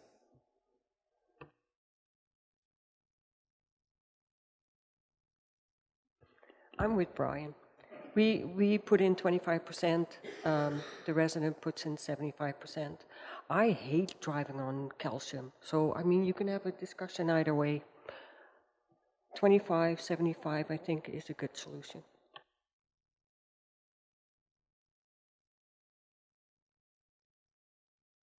Any other comments?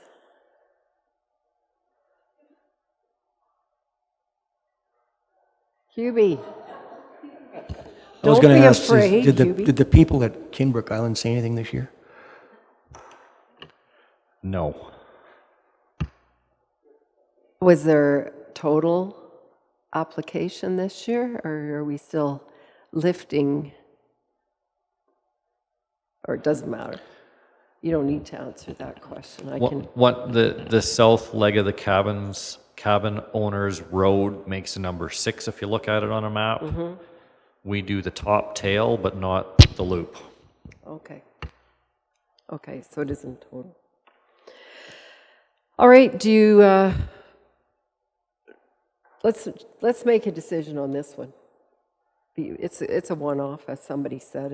It's not a huge item, but, oh, there's Brian. I'm going to make a motion for the 75%, and Kelly was trying to pull my arm out of its socket, so it's, and we'll see where it goes. Motion on the floor for 75% residential share from 50, so that would be 75, 25. 75 resident, 25 county. All in favor of that? Opposed? Motion is defeated. Do we hear another number put forward? Clarence? Everybody's going to be surprised, but since we are cutting some of the other ones as well that are fully funded, I'm going to go for 65.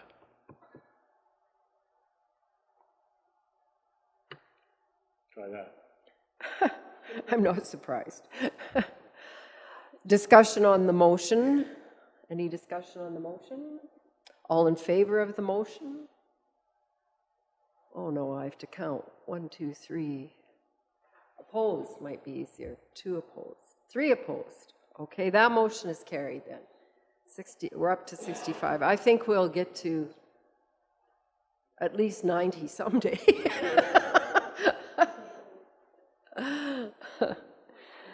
All right, we'll move on.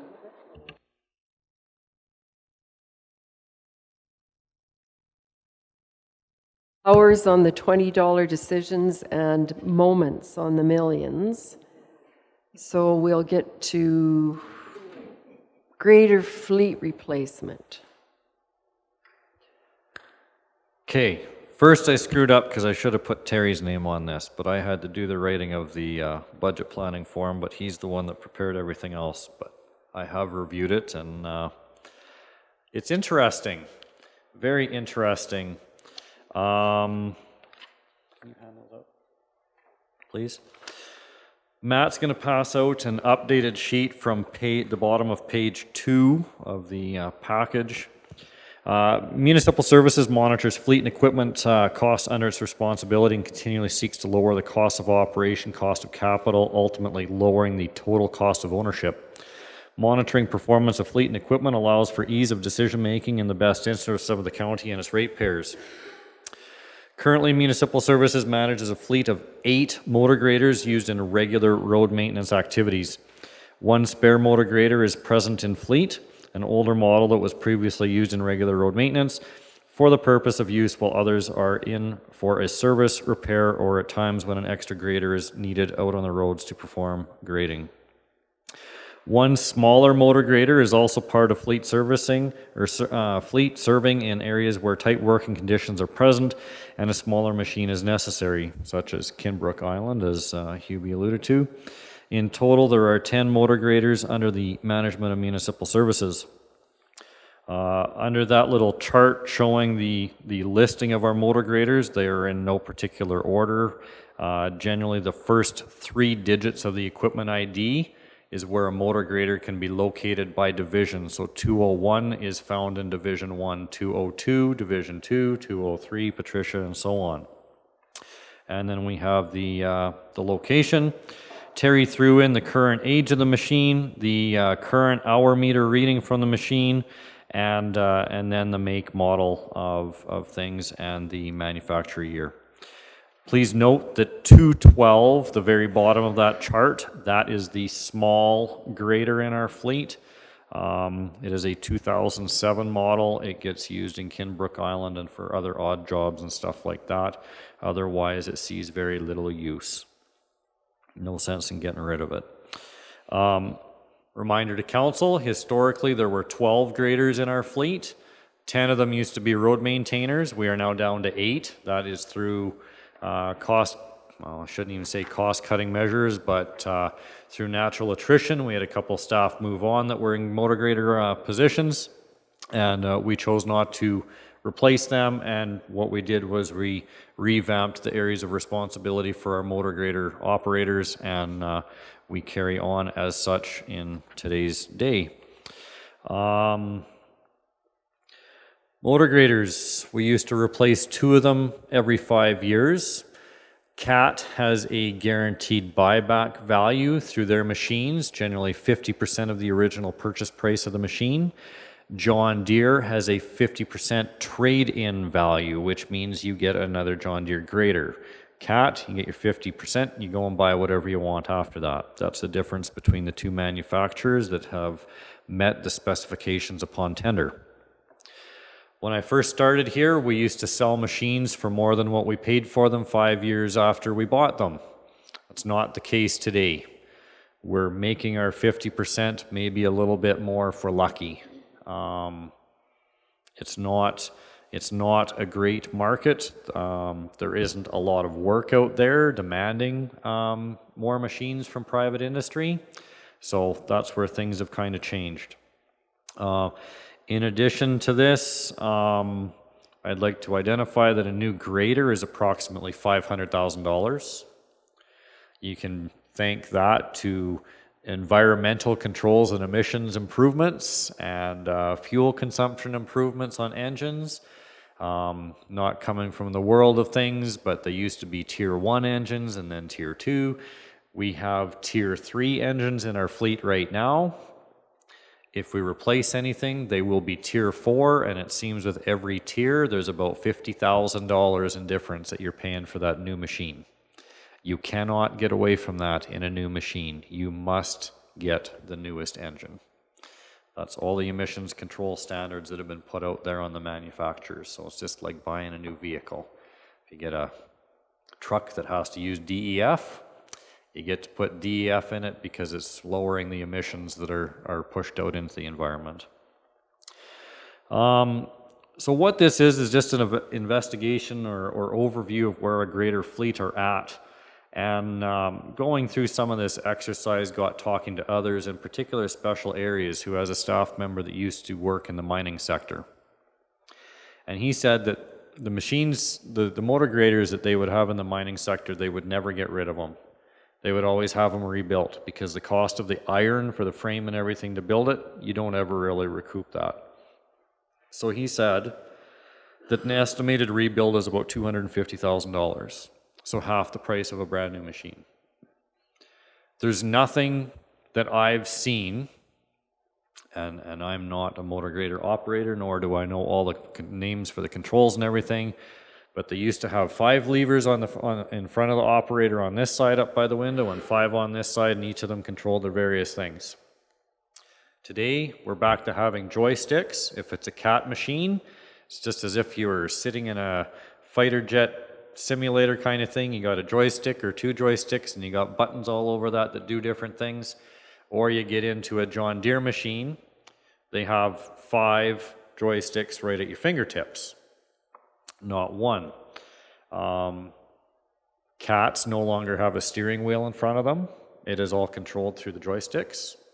John Deere, you have the 5 joysticks and you still have a steering wheel. So whichever the operator wants to use for driving purposes, you can use for driving purposes, but then all the levers do the rest of the control. So nothing significant, in my opinion, has truly changed with motor graders.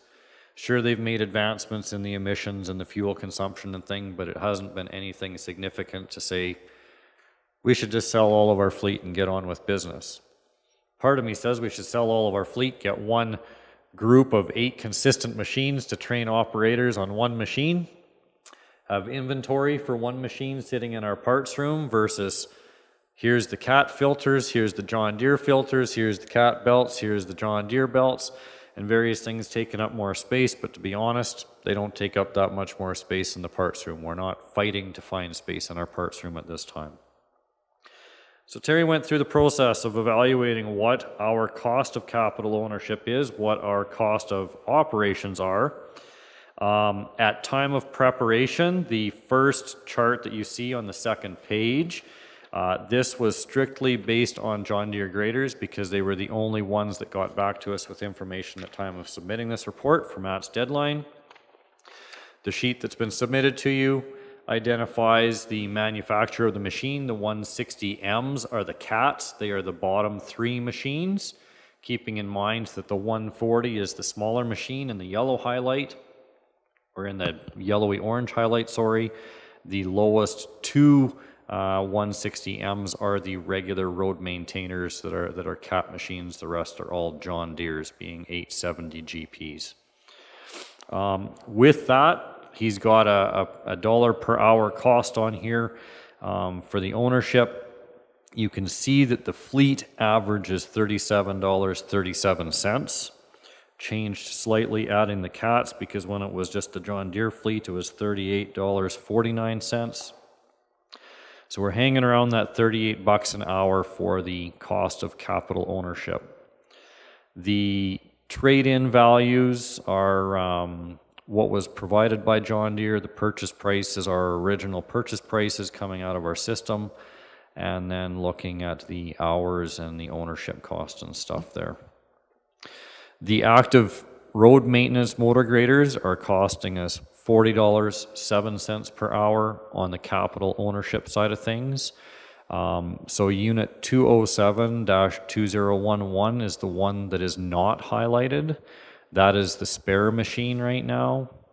If we were to bring that unit into that active motor grading listing, it really wouldn't change much from the $40. The small job motor grader, unit 212, costing us $28.63 per hour when we do use it. If you go with, we talked about the John Deere's being $38.49 per hour. I ran the new numbers on the Cats. The Cats are running $34.76 per hour. So a little bit cheaper on average, but keeping in mind there are only a total of 3 Cat graders listed there versus the 8 John Deere's. So that's where the capital ownership is at. From the operating side of things, however, we have, Terry has the entire fleet here. He didn't have to rely on John Deere or Cat for any of these numbers. This is what we're experiencing in-house.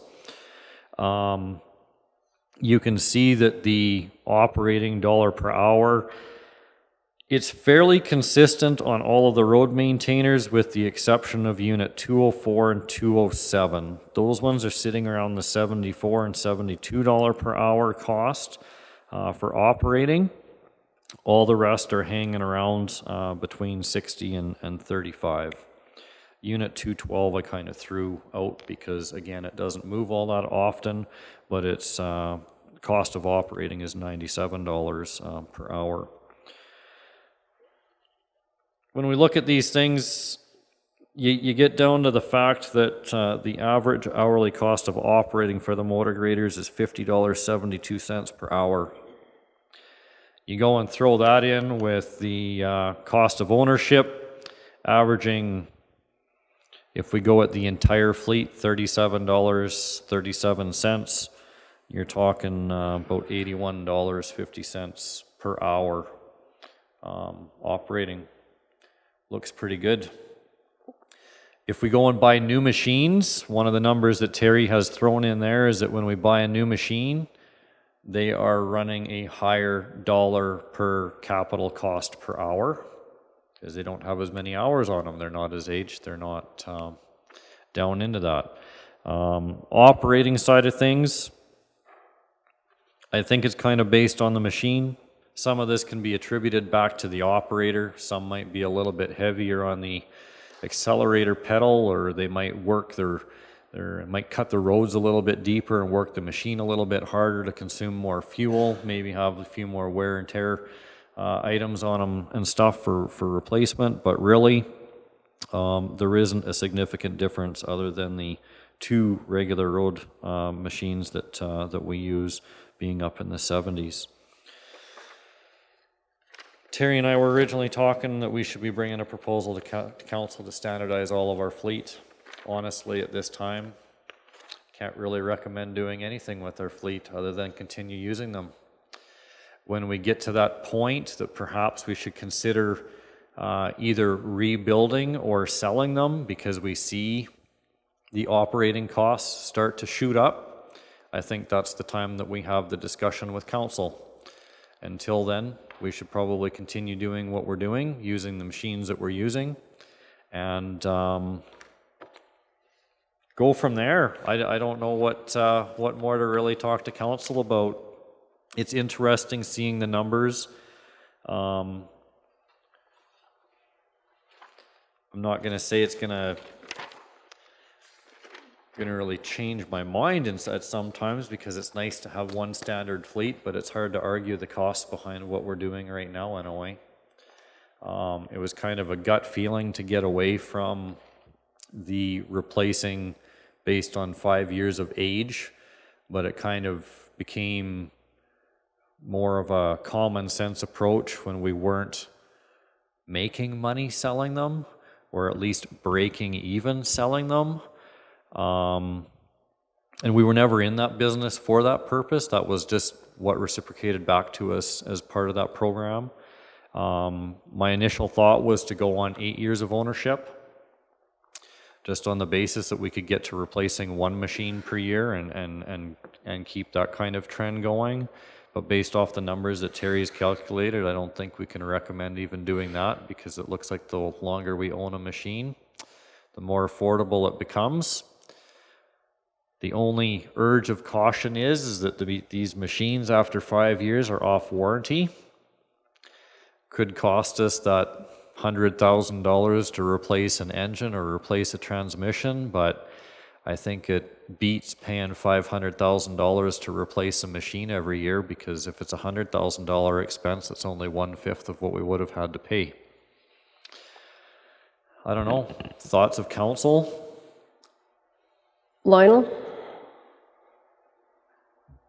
The rebuilding, what components are changed in?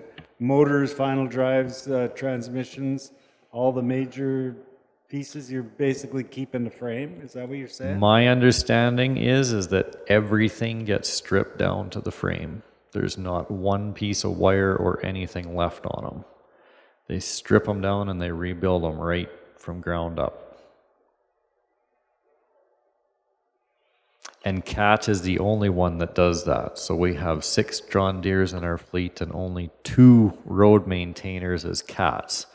So I may have a business case for you moving forward to get to being one manufacturer, but we, under tendering practices and stuff, are going to have a challenging time getting to that through a tender, unless it's based on the evaluation of services that those manufacturers provide. to extend the useful life of those machines rather than being more of a consumable, but more of an ownership. So really, there's no decision here that we support your conclusions, right? Sounds like reasonable to me, but maybe other people have different ideas. Brian, Wayne? Well, I have two Alan? questions, and they're mostly for information. They don't contradict your recommendations, because I support that. So if I look at your numbers, you're saying for $88 and change, that's what our cost of operation is. So how does that compare to our industry? Like if you have to go contract somebody, and I know we have on occasion, and so I'm curious how those numbers flesh out. So that's question number one.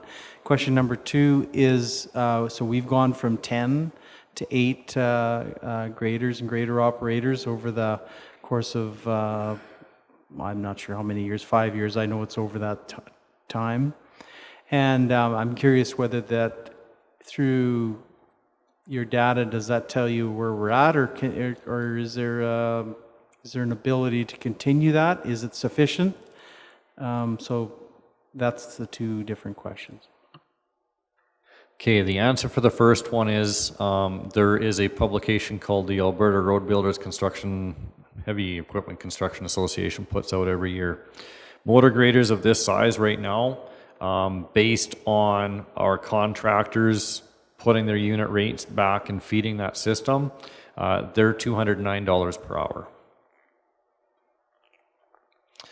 The second question about where we're at, what we can do, I think we're at a very good place right now. If there is another member of staff that potentially leaves us through natural attrition or whatever, I would probably come to council to talk about whether you want to try stepping down to 7 motor graders on your roads or not. On paper, I can make it work. It's tight. It's very tight. We do use some contract support right now after big rain events and stuff to try to get around faster. We run 10 hours a day after those rain events to try to get roads back into condition, take advantage of the moisture that's in it to get those roads to pack and hold that dust down and stuff. It is very tight. Lacombe County has approximately 160 kilometers of gravel road more than we do. They do it with 8 graders as well, which we have 8. 160 kilometers is practically 1 grader beat, but they run 10-hour days, 5 days a week. That is a lot of overtime to be paying out in order to get over their roads about the same frequency as what we do. Wayne, did you have comment or somebody else?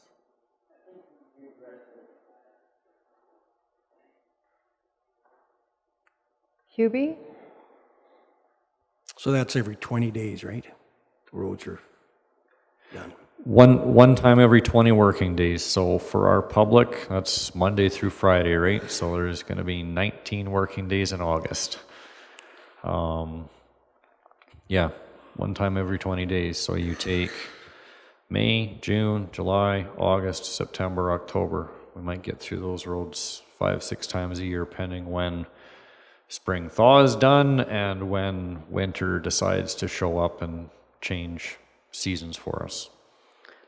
But that isn't every road in a beat, because some of them are only done a couple times a year. I don't want that to Correct. change. We do try to do the core Yeah. more often, but yes, Some need more. The average is one time Yeah, per 20 gotcha. days for ease of speaking. Well, I don't know if you feel as though a motion will make you feel better on this. We can do this motion if people are into it, to support what Mark has investigated. Somebody wants to move it? Clarence? Move option 1.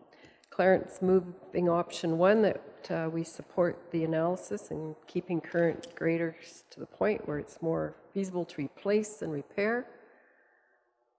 All in favor? Opposed, motion is carried. No one was opposed. So let's break for lunch. Ladies, you can join us for lunch if you would like. Till 1? 1 good? Okay, 1 o'clock.